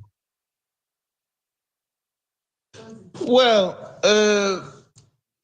I don't know whether you listen to me or you listen to the yesterday submission late in the night, and some submissions have been made on this platform. Our elections are the most expensive in the world. Well, there's only one country that I know, Papua New Guinea. I don't know whether we'll surpass them, probably we'll surpass them. They're the most expensive elections in the world. So tell me, if you can afford to spend the kind of money we're spending on a single day, you can also split that money. Can't you split it? What will make, the splitting elections more expensive than they already are? In fact, you could even reduce the cost. So they're already expensive. I don't see them becoming more expensive if you split them. They're not cost effective. That's the brutal reality. Okay. I got you. But now that you are speaking from that point of view, but I can say from my point of view or from my opinion, I think splitting an election, it will also take time and it will also take resources in amending the constitution. Will it not be such an expensive process? Because we have to review the constitution, we have to change some of the parts of the constitution. Well, I'm saying, Idris, we will have to move away from the constitution. And that's why when Raila Odinga talks about national conclave, that's what societies do. The law is made for man, not the other way around. Man is not made for the law. So if the law is not serving your interest, you repeal it. You do away with it. That's what societies do. The law is only good to the extent that it fulfills the common good. That's what a good law is, if you want to define a good law. So if you come up with a law that majority of people dislike, that's a bad law. You have to repeal it. You get it? So nothing is cast in stone, Idris. It's not. These are things you can talk about, these things. You can talk about these things. If only the society is invested in overcoming some of its, if not all of its, enduring social, economic, and political challenges. It's not by invoking the Constitution, it's by talking about those problems. The Constitution will not help them. Okay, just a little bit. Yeah. Having in mind that the MPs are the people who are responsible for passing bills and law. Do you think that our MPs and the way they have been captured, do you think that they can pass such a law? Well, you hold the view that your MP is your master, or these politicians are your masters. It should not be the case. It shouldn't be the case. These are just your representatives. So Idris, what you have to work on, you have to work on yourself and the other people around you in your society, such that your member of parliament will remember you before they vote on a particular issue in the House. Why? Why would they remember you? There will be repercussions and consequences if they do not vote for issues that espouse your aspirations. So there should be consequences, such that we don't need good leaders. Listen, we always talk about want good leaders. No, we don't need good leaders. We need a political system that is so rigorous, sufficiently rigorous, that even bad leaders have the initiative and the incentive to do good and to make good decisions. They have no choice but to make good decisions. That's what we don't have. Okay. Though we are diverting from our main agenda, but okay, let me ask you to be categorical. Do you still believe on your member of parliament? Idris, I've not surrendered my agency to my member of parliament. That's the point I'm making. I've not surrendered my agency. I've not surrendered my thought processes have not. You seem to have done it. But no, I haven't. But you have to understand that these people, they have already been compromised. To me, I don't trust anymore my member of parliament. That is why whenever there's a law that needs to protect the common mwananchi, these people, they don't have interest. They don't show interest. But whenever there's a law that protect them, that will benefit them, these people will turn in large numbers and fought to pass the law. That is what it happened. I think 1 week or 2 weeks ago, whereby these people were voting to make the so-called NGCDF to become a law. We witnessed what happened. But when it comes to reality or things that affects the common mwananchi, these people, they will not even turn. The parliament will remain to be empty. And it is a fact. And one thing I would like to urge us, let us deal with reality. Let us deal with facts, because we have to leave fiction to artists and deal with facts. Yeah. Thanks, Can we move forward into? Yes, I'm gonna give you. You're actually the one coming next. Yeah. So we need to advance this conversation, because in reality, obviously, the guys who have been championing for this thing, you know that having elections of MCA, member of parliament, women rep, MP, women rep, senator, then governor, and then president, or that it's completely illogical. It doesn't work. We just all of us put this thing together. It can be separated and made it easier. And then, of course, the entire thing of like, we have 60 billion, by the way, billion that we need to conduct this election. You know, that's just something that if I gave Western today, I'm going to throw a figure outside there. Let's say if I give him 4 billion, na nimfungie mahali fulani nimwambie, give me a credible, completely tamper-proof everything for the election in Kenya, he will produce it. So please, I don't want us to argue about things that are going to put us in the way of just arguing for the sake of it. But the truth of the matter is that, yes, where we are is a bad place, number one. Number two, we are trying to get better, but our solutions probably, how can they be implemented? So even when we make suggestions, that then where do we take this information to? Who do we take this information to? So I just wanted to bring this into the conversation, because I know for sure we can do a better job. Please continue supporting my friend Leon as Western comes in. Come in, Western. Thanks. Justice, you can copy something, but still you process. The kind of wars that the Americans have had with the Koreans over whether Samsung is a parody of Apple or something. They had that kind of contest some time back over intellectual property. China is also having those kind of contests with the Americans. You can borrow from someone, and then you perfect whatever you borrowed from the person, so that it saves you the trouble of reinventing the wheel. So when they tell you, the drafters of this constitution, that we heavily borrowed from the US, we borrowed from South Africa, but then you ask them, but were you seeing how those political systems operate? Even as you were looking at their respective constitutions, were you also looking at their political cultures, their traditions, what they practice in real sense? Or you just went to the South African constitution and borrowed from it? Let's pick this section. Or you went to the US constitution and picked whatever it, because even in the US, where they tell us they borrowed this constitution from, there are midterm elections. Aren't they there? They are there.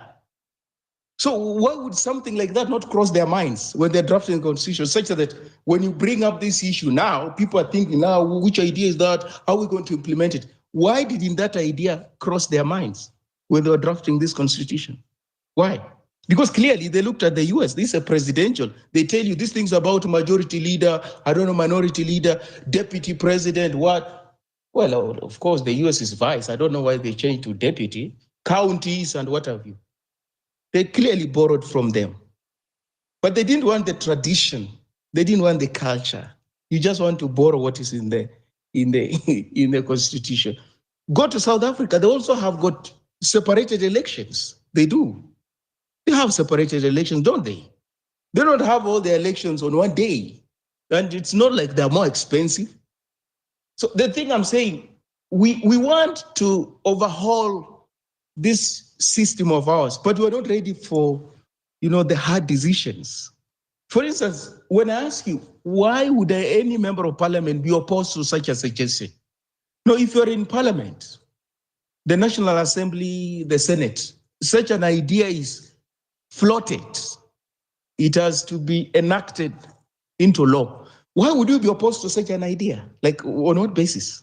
That elections have to be staggered for efficiency, to give the electorate time to process the issues. Why would you be opposed to such an idea? Like, from what logical perspective? You, as an ordinary Kenyan, this is how you'd look at such a suggestion. Is this a progressive idea? Is this a good idea? That's how you tell. Now, you ask yourself, I think it's a good idea. Then I'm going to push it.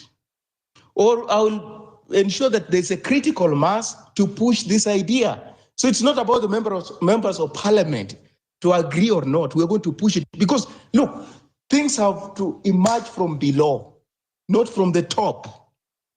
If you're to talk about democracy, in democracy, things emanate from below, from the grassroots, going up. So from the grassroots, this is what people are saying. Members of parliament, you represent people. You don't represent your own interests. So you can't go against what people want. You have to implement it. So this notion that members of parliament, will they agree with it? No, you are there courtesy of the people who voted for you. And therefore, if an idea emanates from them, clearly, you have to operationalize it. You can't oppose it because of your narrow interest. If you do, in another jurisdiction, they could actually recall you, or they will wait for you during the next elections and they will actually vote you out if you dare do that. So Idris, that is the challenge. Don't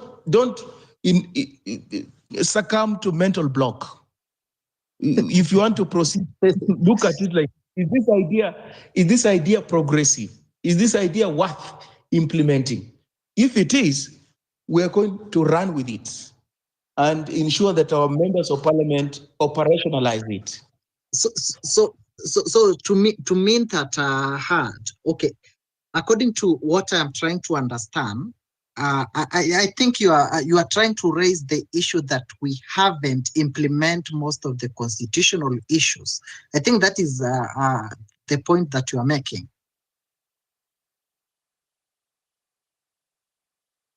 I know Western can defend himself, but so I know. Go ahead, Western. What I'm saying. I want to be clear that no, I don't think that's the case. The case that we never thought through on this constitution, but we have to have elections, 6 elections at the same time. The question is, where can they be staggered so that after 2 years we elect an MP, after some amount of time we probably elect this. So why we are only, because the presidency and everything else is put together, na tunapigana tu for the sake of it.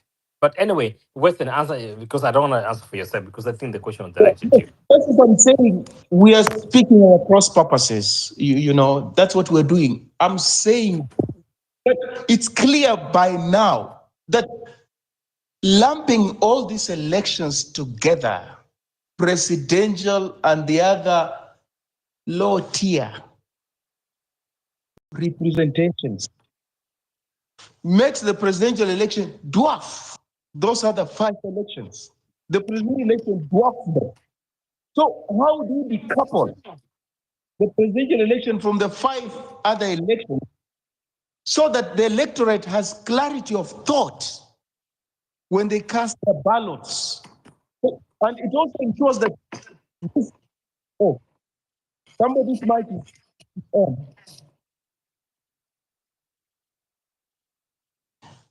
Just as I'm saying, it also enhances accountability because at any one given time, people have got room to hold their representatives to account at any one given time. So if you perform dismally, now people will wait for you. If you are part of a party that is not performing, people will wait for you as a governor when your turn comes, and you will be exposed. If you're an MCA, you're not working, people will wait for you when your turn comes. You're not going to hide behind your presidential candidate. You ride on their crest. It will enhance accountability. It will. So I'm saying we borrow things, but we don't process them. We borrow things, but we don't look at the traditions behind those things we're borrowing. We don't have to borrow everything. But what do? We borrow names, counties, we borrow I don't know what. But what about the cultures? Well, how I wish we had our own cultures, because it's not even the in thing to borrow a culture from South Africa or from the US. But democracy is not peculiar to Kenya. It's across the board. So there are things you can just borrow as they are and implement them as they are. You don't have to do anything about them. So I'm saying, if we want to structurally overhaul Kenya, we will have to think not outside of the box, without the box. That's what we'll do.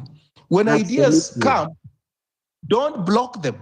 Don't block those ideas, no matter how radical they are.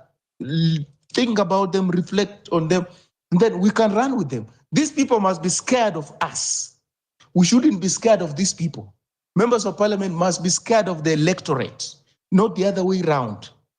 And they can only be scared of you if you forcefully insist that they do what is in your best interest. It's not to doubt, will they do what is in my best interest? No, they're going to shoot down these things.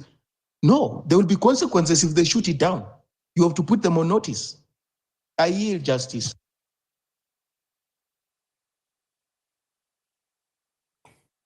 Good, and many thanks.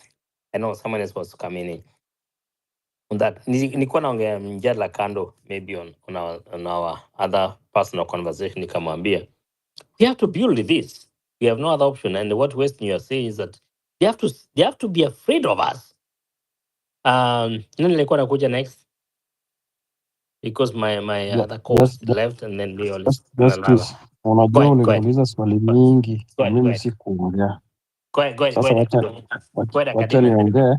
Yes. Alafu Abdullah unaweza tangulia kama yes, 1 minute. Yes, 1 minute, and because one of my question is to you. And I think Idris Bwana, Justice, do something. If someone has a burning question and he wants to answer, there's no need of interjecting.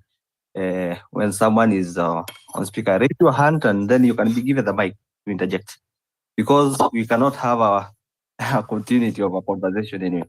So anyway, what I wanted to... We interject to in the lab one. Let's build this. No, but Dr. Idris has made Western to speak the same thing for about 10 minutes. Continue, please. Let's not go in that direction. Let's continue. Okay. Thank you. Anyway, so Academia, I wanted to ask a question. What do you think if there's a case in the Supreme Court that election should be held in 2026? What do you think about it? And also, how do you think about that and also by-election? But the question is, what if we get that petition to hold election in 2026? Thank you. That's the only question I had. We will just hold it in 2026 if the Supreme Court will decide that way. Because remember, Supreme Court by its nature, it is a political court. You may debate or argue, but that is the ultimate. It is that's the main reason why it was put there, to settle presidential election, because the High Court that we had prior to 2010 could not handle the presidential election. That's why the Raila, the Kibaki, and all that did not go to court.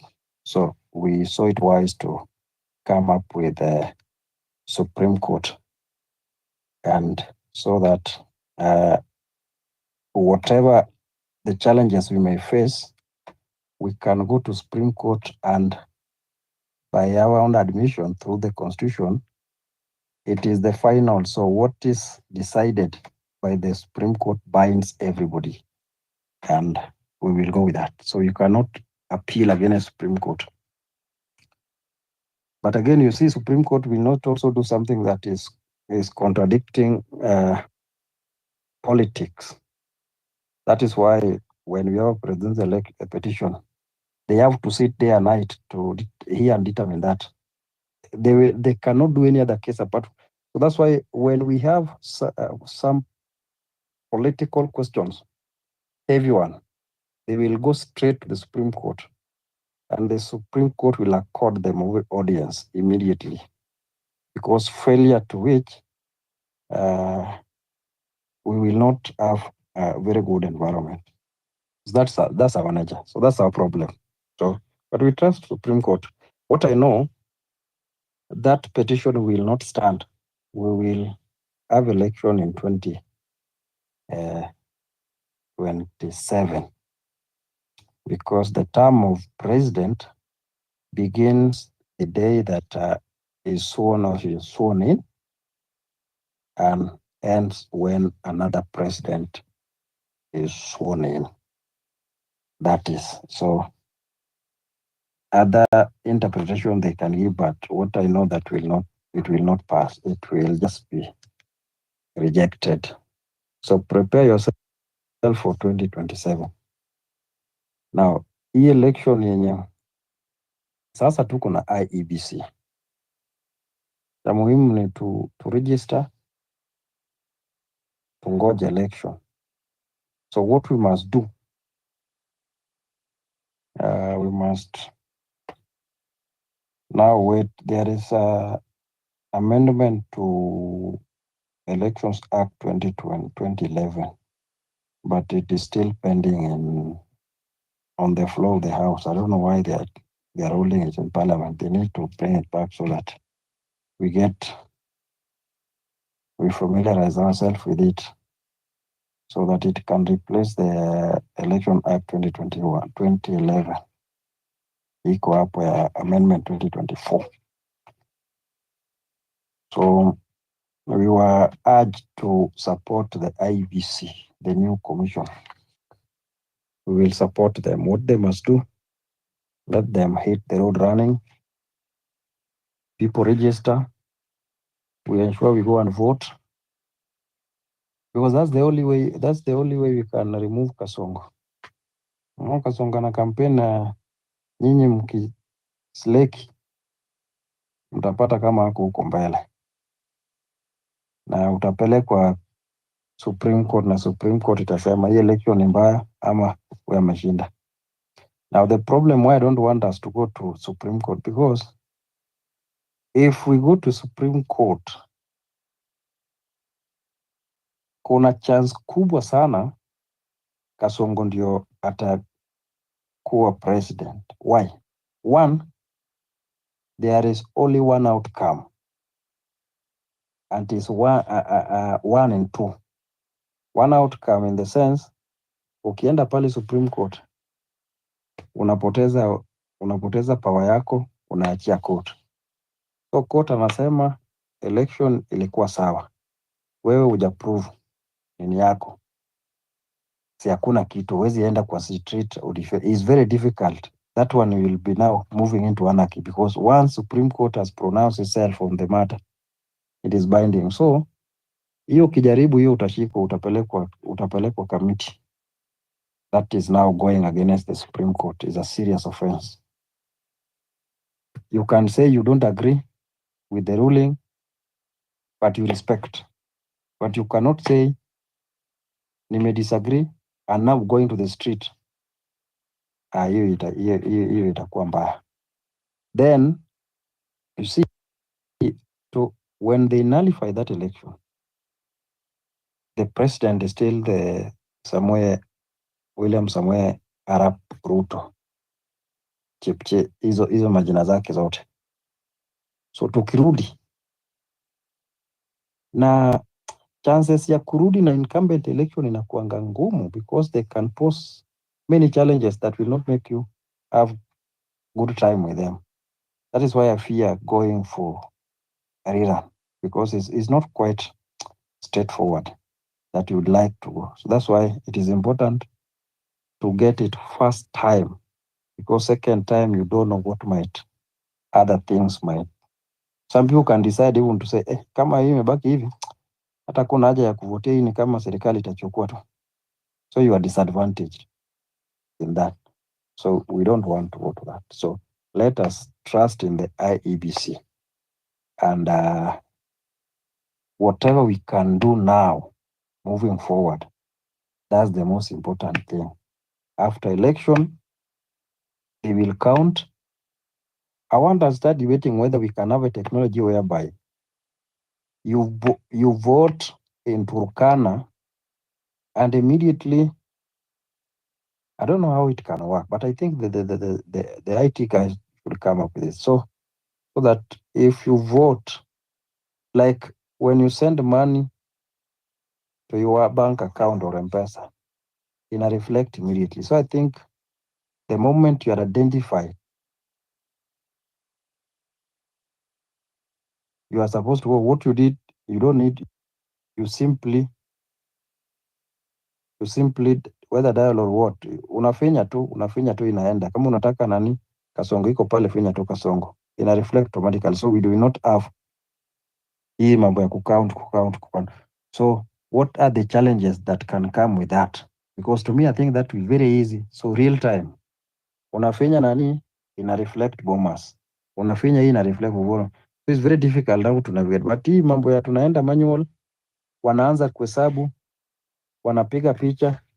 Because what I suspect might happen as I learn justice, you see, every elections, politicians learn how to perfect their stealing. So in 2013, in 2017, in 2022. So 2022, even maybe there was some issue of stealing, but you could not tell because of technology and all that. So what if in 2027, because all those forms, you can have all those forms, they have them too. Form 34, they are two. So the one you sign in the polling station is not the one, and they have everything they will do and all that. So because when it goes to bombers, the public will not have the power.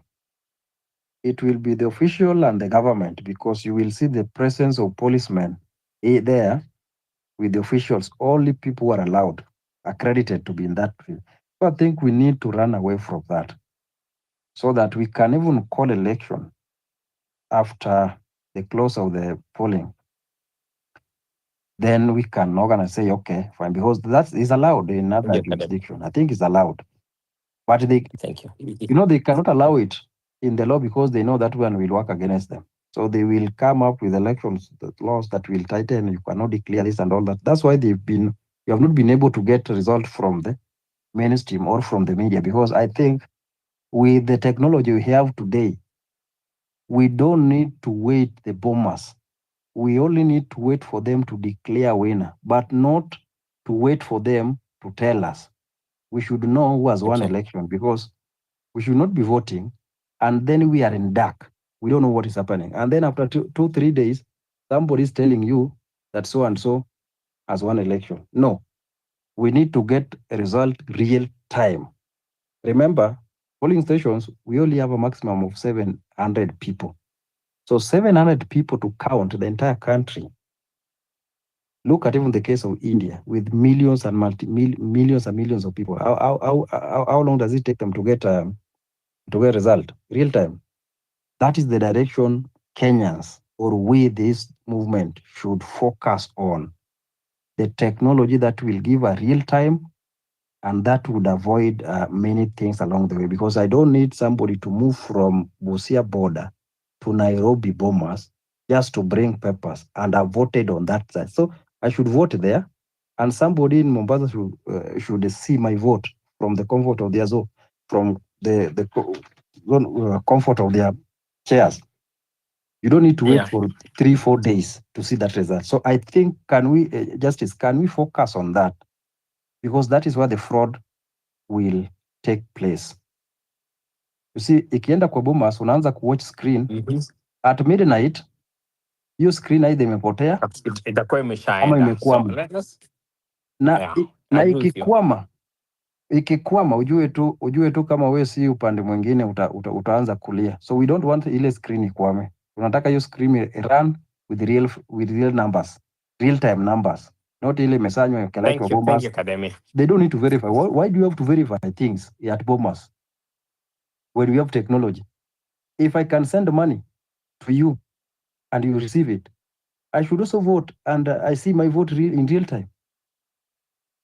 You know what we need to do, Academia? Yes. Wacha nipigia watu wa IEBC, unitumie pesa niwaambie, can you hack that money? Nione kama hiyo pesa yangu itafika. And then I'm gonna have you send me something, because hujawahi nitumia hata sukari. No sukari.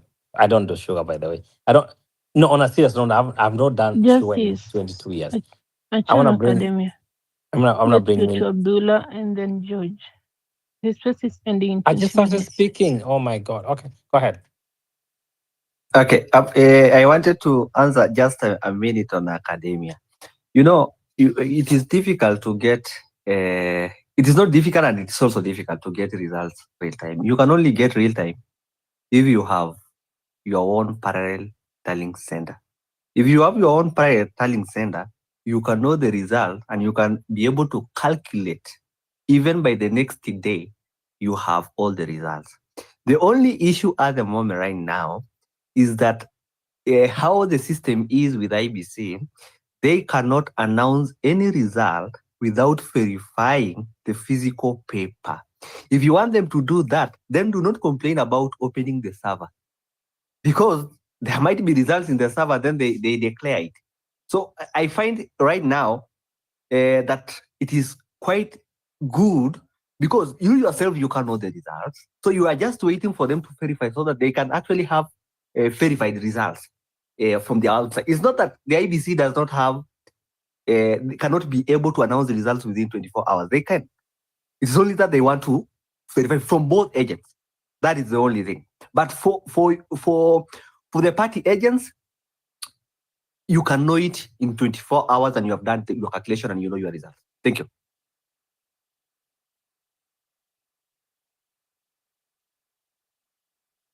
I have a question to academia. I don't know. Leol, can I speak? Yes, Japanese. I just want a quick question, then I give to George. Academia, let me ask you, when you reach that polling station that day, they subject you or they verify your details using some register, So how sure can you be that they have parallel register there that they are using?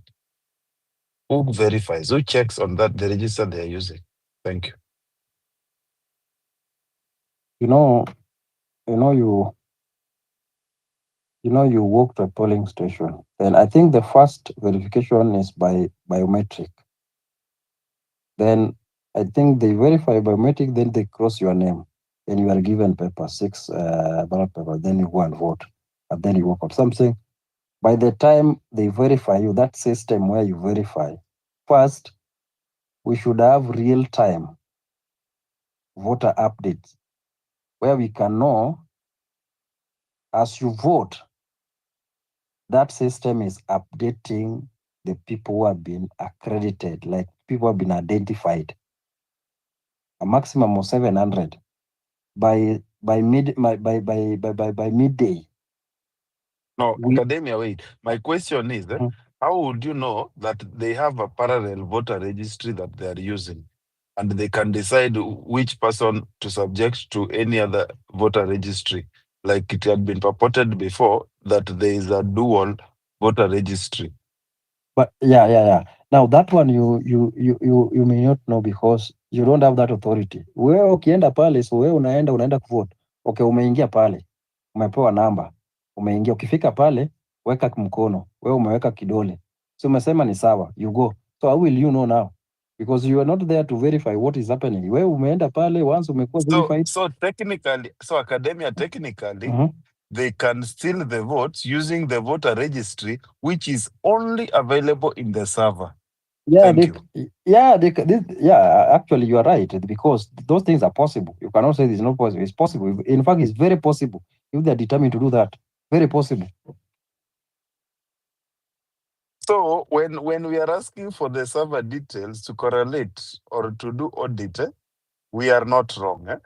So actually, I don't know how to put this, but anyone who is understanding what I'm saying, I don't know how to put it in an easier way. Anyone who can explain. George, the mic is back to you. Thank you. Hi guys, how are you? Justin, yo, everybody. Back. I just wanted to add on to what Weston was saying. I think he called it staggered election. I think that's a very good idea. Like have the president 1 month and members of parliament elections to I think after 3 months or something like that. That would definitely bring a little bit more transparency and accountability. The whole country pretty much will be focused on one thing and different things. The confusion in an election of having presidential MP, women, senator, and MCA brings a lot of confusion, even in the paperwork, even in the polling.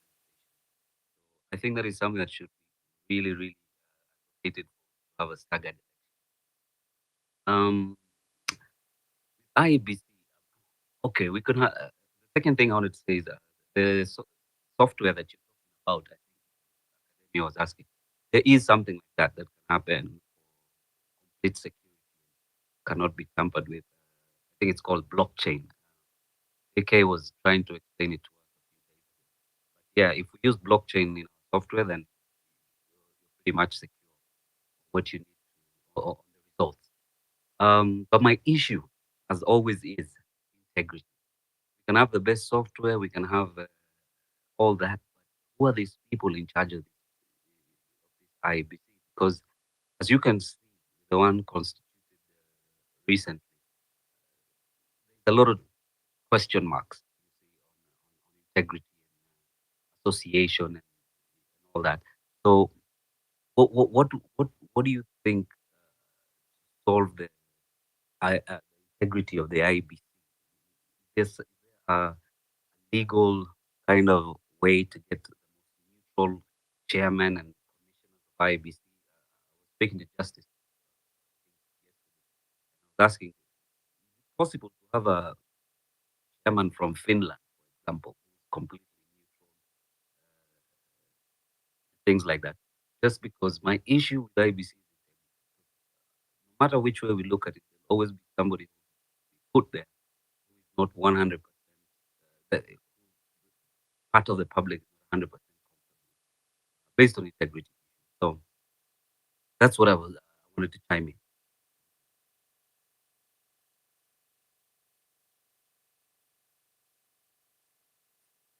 All right. Okay. It looks like Abdul has a comment. Leon, are we doing our final submissions? Because it looks like I'm dozing off. Abdul, go ahead, bro. Yes, I have a comment. Na nilikwambia ukue kijana mzuri, otherwise I would drop you. I'm just kidding. Anyway, within 30 seconds, because I see that people who have not talked. Japonji, you make a very good, you did ask Academia a very good question. For the people who are asking that they need these results real time, it is not that IEBC is not able to produce these results real time, but there's also a risk of these results being rigged in the server. Hizi zenye zinatuma kwa hizo transmission. And that is the biggest risk. So they need the physical Form 34A to verify that whatever they had in the server is the exact thing that has been brought physically. If there is any kama kuna shida yoyote, then form 34A will stand. Si eti ile ilitumwa. So form 34A will go on. Thank you.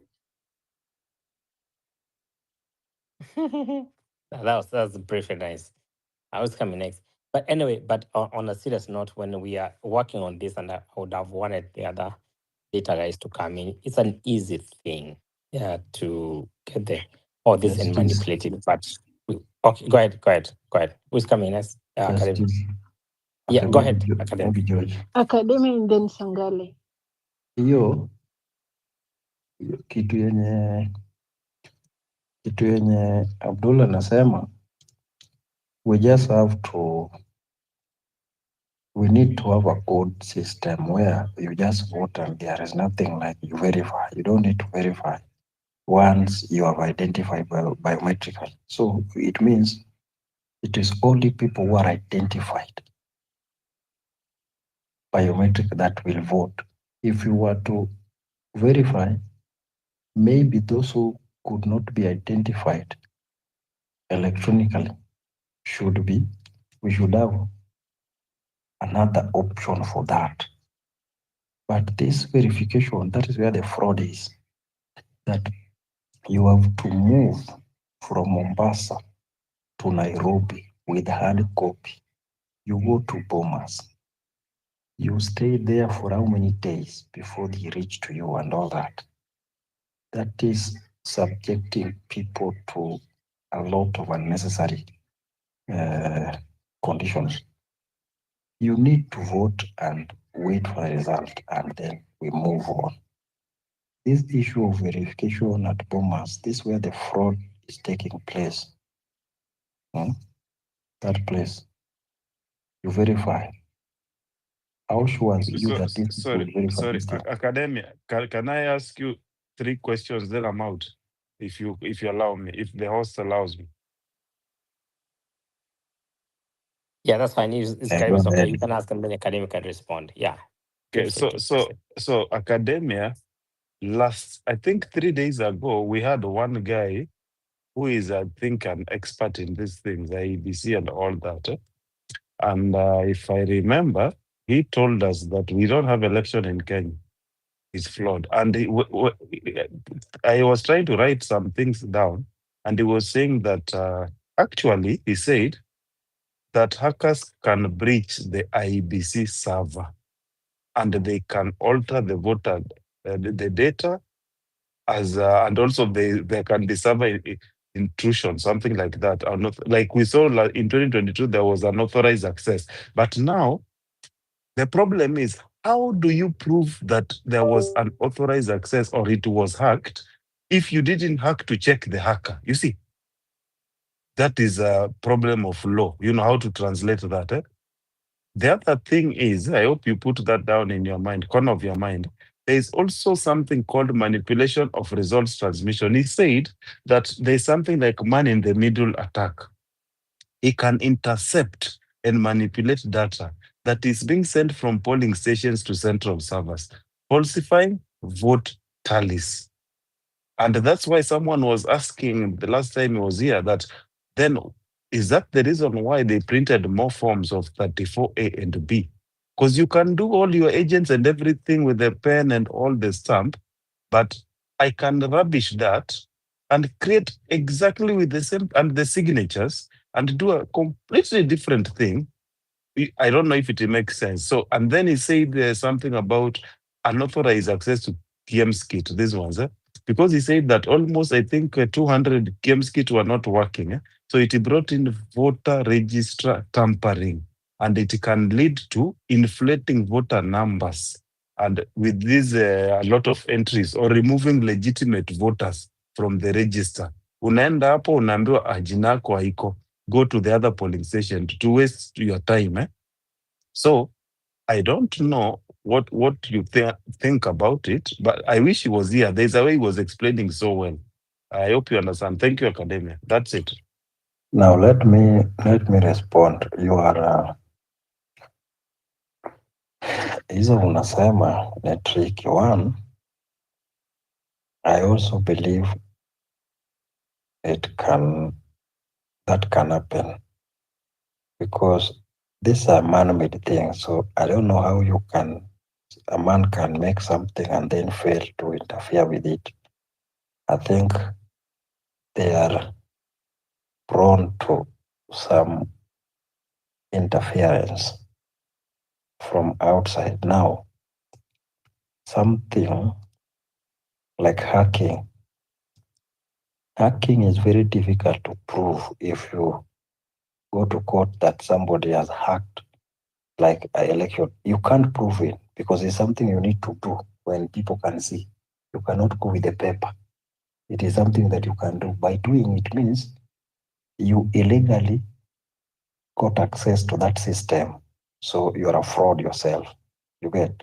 So these things, they are very difficult. That's why even the NASA people or whatever, NASA or Azimio could not demonstrate how Jose Camargo or something like that. Because you have to show the court that this person hacked by using evidence, and they should see that how that hacking is, how that hacking works, or how is that hacking is happening. So you cannot demonstrate that in a court. Then another thing, if that is the case, then I think we will never have an election, because if we go to manual, the government has the capacity to have those form 34, multiples of them,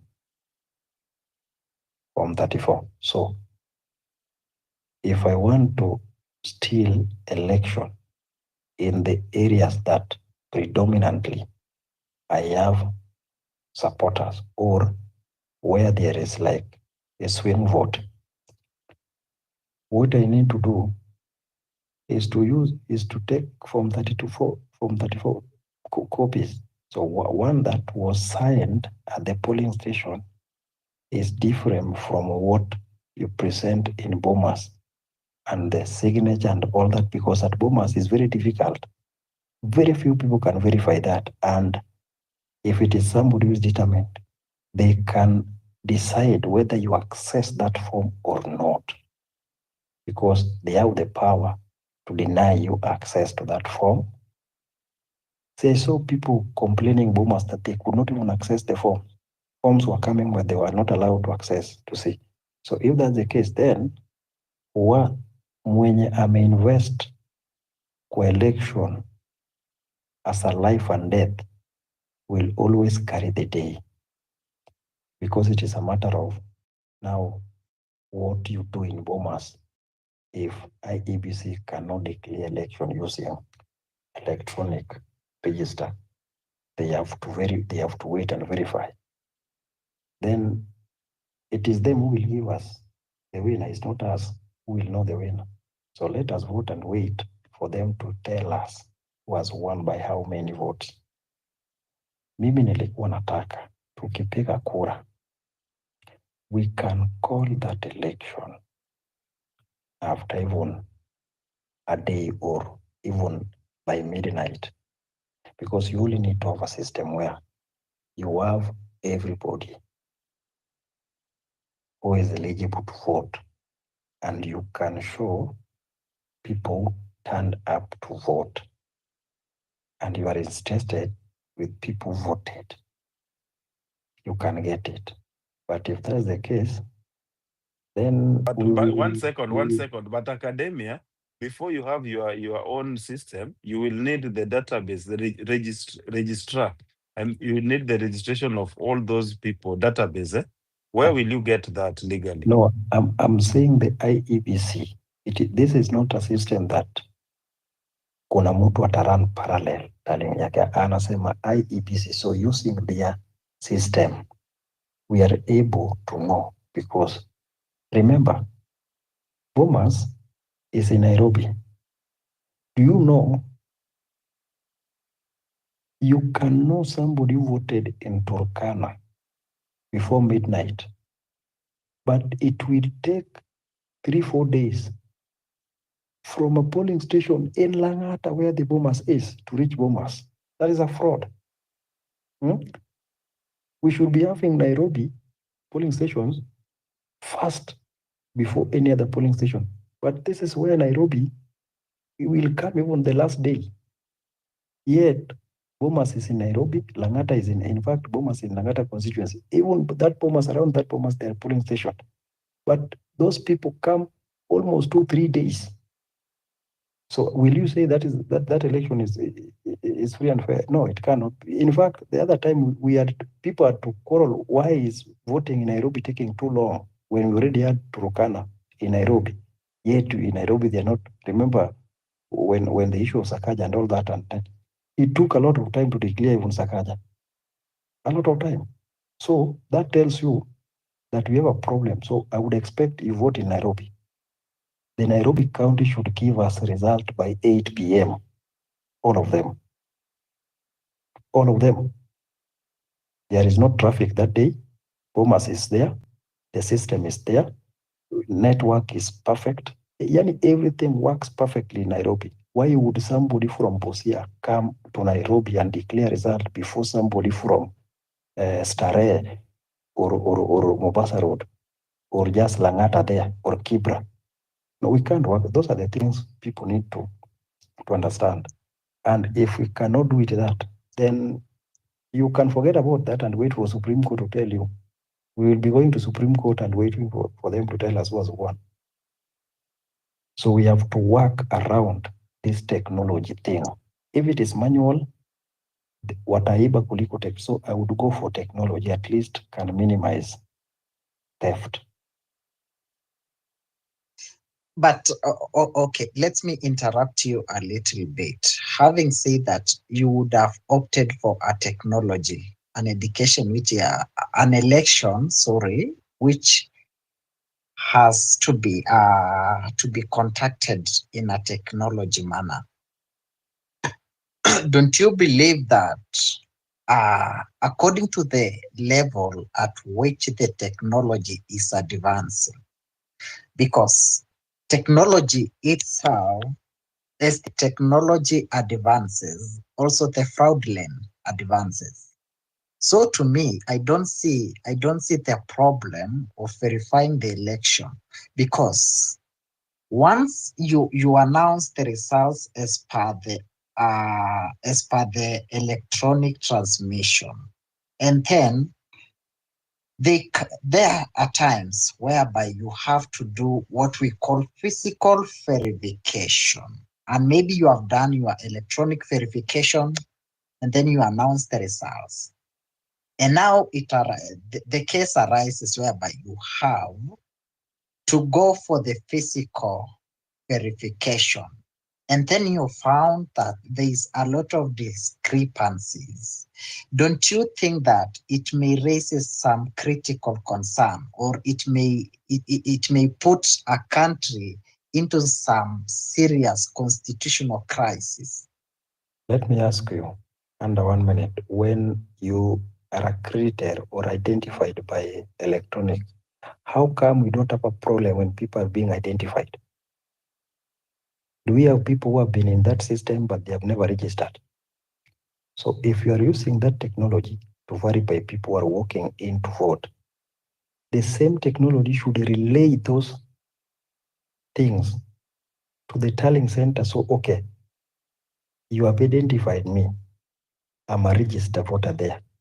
Then by a click of that button, my vote is already in Bomas. What is the problem there? And I've been identified, because you cannot vote without identification. So you must be identified for you to vote. So immediately, the same way you are identified is the same way your vote goes there automatically. Okay, yes. I got you. But don't you believe that we have some people who are expert in I can say in computer? They have those skills to hack the system, to hack the IEBC system, and to delete some of the data that may bring about discrepancies. Now, Idris, let me answer him, Academia. Idris, once Academia clicks that button or votes in a voting station or whatever, and it's real time, and the results are showing at Bomas, that this person has voted here at this station, then those votes or those counts remain unverified until now they bring from 34A, I think 34A and B, just to confirm, what is already in the system. I don't know if it makes sense. Oh, I got 100%. I got you. Right. Abdullah unawezaenda tu sasa. Okay, so let me be very brief because I know there are some other people. The thing is, 700 not Abdul. Sorry, I'm almost sleeping. 700 academia. 700 is per stream, not per polling station. The last time I was there, when you remember, you are the same people. That's why Western was making a lot of sense when he was saying let us separate this thing. You will count the president manually. So mnasema hii ni ya nani? Ni ya Raila, mnaweka pale. Hii ni ya nani? Ni ya William Ruto, mnaweka. Hii ni ya nani? Ni ya Wajakoya, mnaweka pale. Mna separate kwanza. Alafu mnaanza tena kuhesabu 1 2 3 4 until it is done. So you will finish these counts around masaa 8 huko. And that is just a stream. Then by that stream, let's say where I was, there are like around 6 streams. So you will have to calculate, but that is easy because that's now a calculator. Then then there's an issue here. The only thing I can guarantee you from what it is impossible to steal election. It is close to impossible to steal election right now. If you have party agents. The thing is, even the form that, even if they print 10, the original form 34A is inawekwa pale kwa polling station, yani hiyo polling station ina hapo kwa I mean on the door. So you still have it at the end of the day. So the thing is, and it is not unconstitutional to follow the PO wherever they go. You go to them to the constituency level. Hesabu pia hapo. So the thing is, it is manual. So it is impossible to have it immediately, just like you have all the results. No, it is manual, and you go from the president to the Abdullah, Now can I let ask you me a question? let me tell you. Yes. Okay. Your point, go first. Okay, Abdullah, you see, yes. Once you've entered that polling station, you Yes. are in one polling station with 6 or 7 streams, yeah? How many polling stations are there in Kenya? 26,000, is it? Yes. So do you need to tell me you need 26,000 agents to make sure that your vote is safe? Anyway. Suddenly, it is yes. Because, and that's why most people, that's why it is close to impossible to have credible election. Because, unaona mali as I learned, unaona mali kura zinaibiwa, where you do not have the stronghold. You kura za ule 1,000, kama una agent, zinaikwa tu kwa ule mwingine. So let's say that William Ruto was leading in the Eldoret and Raila has no votes, has no agent there. And William Ruto get 10,000. And then Raila Odinga get 1,000. Watakata tu hiyo 500 weka pale. So that's what happened. Sure. Yes, that's what happened. Absolutely. In where you need to put party agents where you do not have support. Because hizo kura kidogo enye unapata ndio wanaweka tu pale. Agents, it is everything. Let me tell you. Okay. Let me tell you what you don't know. Okay. As doctor comes in, Dr. Kidogo tu, wacha nimwambie Abdullah. If now we are talking about Dr. Sangale. Aya. Kama ni hivyo basi Abdullah, then forget about credible election. Sasa forget about, wacha tuende to vote tu.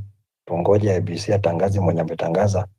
Wenye watashindwa wakae nyumbani, ukiona waende Supreme Court decide, because if that is the case, it means if I am from, let's say, Siaya mahali baba anatoka.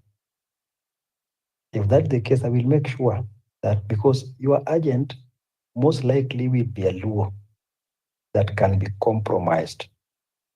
So the thing is, the turnout, and that is what they have been doing, the turnout in a polling station in Siaya.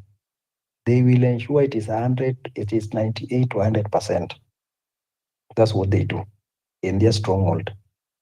So there was 700 in this stream. Naturally, you'd expect maybe some people have died, something like that, and wengine wametravel kitu kama hiyo. So if they want to steal their stronghold, they will turn 198 to 100%. So all those, because they are the same people. So you will not have agent, even if you have the same people. So that's what they do, if that's the case. But that can only be cured through technology, whereby only people who have identified themselves there through electronic, and by the time the last person, you see, you cannot vote if you are not identified electronically. So it will go there straight away. But this manual, we can come even 650. Then we just say, out of 700, what will it turn out? 695. Only 5 people did not. And that's a fraud. So, Academic, and I know we are taking so much time without giving other people the mic. You do not even need to, IBC can know the turnout. That is possible. That is, you can get it. The thing is, you can just count those people who have voted, and then you temper the results with people who have voted, provided you are in the same line with all agents there and the PO. And the PO is someone who has a party. So provided you're on the same page, it is final. Thank you. But okay. But guys, let me just speak, and then you'll continue with your discussion, because I think we have really listened to your discussion, and it's not going to end. And let me just finish by making my submission. So, all of you are talking about rigging. All of you are talking about IEBC, and we had a chance before they named the 6 commissioners. I was in every space telling every person, when we go for protest, let's demand for our space in IEBC. Before he even proposed the 6 candidates, we could have proposed for our own 6 candidates. Like, be it unconstitutional, be it whatever you can call it, we wanted to be represented there. So all those frauds that we are talking about, at least tungekuwa na representation yetu kwa IEBC. And we could now be bargaining on how we are going to have our agents all over Kenya, who are young people, who will be providing every necessary requirement yenye tunataka for free and fair election. We could be the referee kwa ground.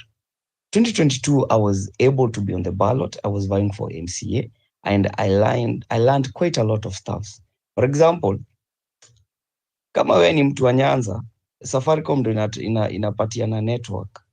Central itapoa 4G, Nyanza itapoa 2G. Ukienda kupiga kura, watu wamepanga line wengi, lakini utashinda ukirabrabi kidole yako hii juu unaambiwa ionekani hapo. Rudia tena, unaambiwa enda uoshe hapo nje. So all those nonsense tungeweza kuzibadilisha, demand space yetu kwa IEBC. What did we do? Tulienda demonstration, tukasema Ruto must go, tukasahau the big things like this IEBC. This is some of the things tungekuwa tunazidiscuss. Japonji angekuwa hapo, yeye ndio one of the commissioners. Leola angekuwa one of the commissioners. Academia angekuwa one of the commissioners. At least ningekuwa ninajua tunaweza kuwa na free and fair election. But today, ask yourself, if IEBC litupita hivyo, what about 2027? Itatupita tukidiscussingi problems kila wakati. I think, guys, it's time to act on the real things.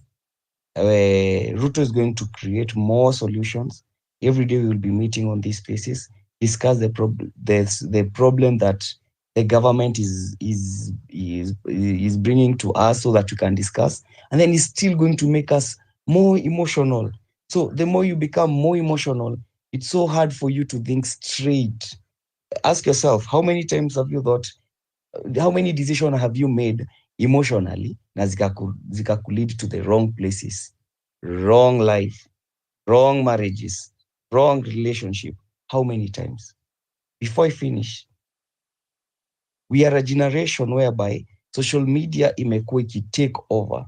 I was telling Jana Wanjira, I had called her and nikamwambia, let us don't be a generation where we want fame, where we want followers.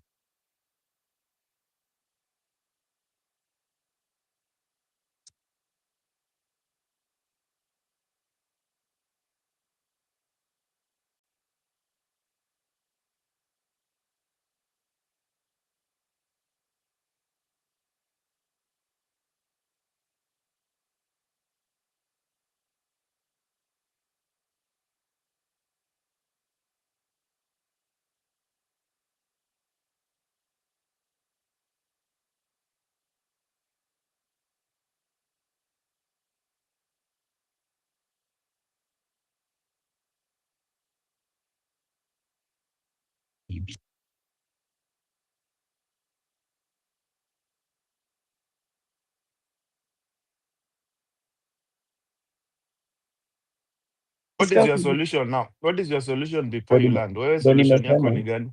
Saa hizi tukienda mbele. Like, you know, one thing I usually do, I like taking my time and think. I like first to take my time. Like the first time I said we propose, there's 3 commissioners from our side. That's a thought I had thought for some times and make a process. So for now, I really need to take my time. Maybe after 2 weeks, we can have the same space discussing about IEBC. Most of us tunaweza kuwa tumeenda kwa background, think on solutions. And then not only talking kwa spaces, we know how we can tell the government, this is our demand about IEBC. Like these are, like, you need one thing, we can be quick on thinking quickly. And no, that's why nimesema, let us don't be carried away by emotion. Me, on my side, I really need to take my time, think on how we can have good Sankale, solutions. twende kwa nini? Do we go for dialogue?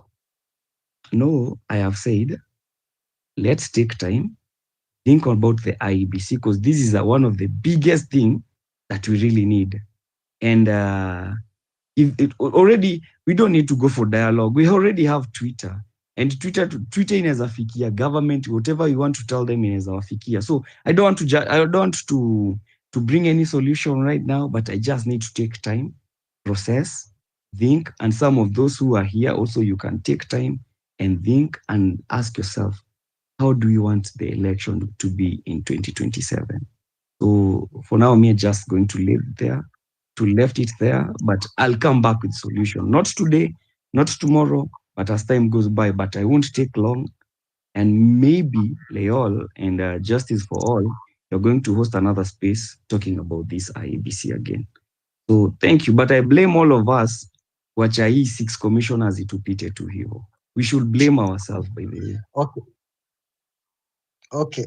Thank you, Sankale, for raising that Dr. concern. Idris Kidogo. The last we one. have 5 minutes to end the space, so final remarks. Okay, so I think Sankale have raised some concern of which we need also to articulate on them. And then secondly, I want to concur.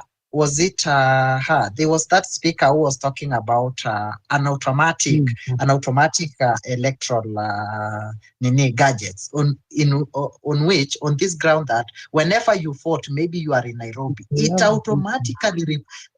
automatically reflect in the box or in Nairobi that you have voted for someone and then you have voted in this specific constituency. I think those are my last remarks. Thank you guys for hosting this space. Thank you for being the part of this community. And then I wish you all the best. I wish you a good night and may God bless you so much. Thank you. Academia. Before we mimi nikimaliza nasema hivi, tutafute vile tutapata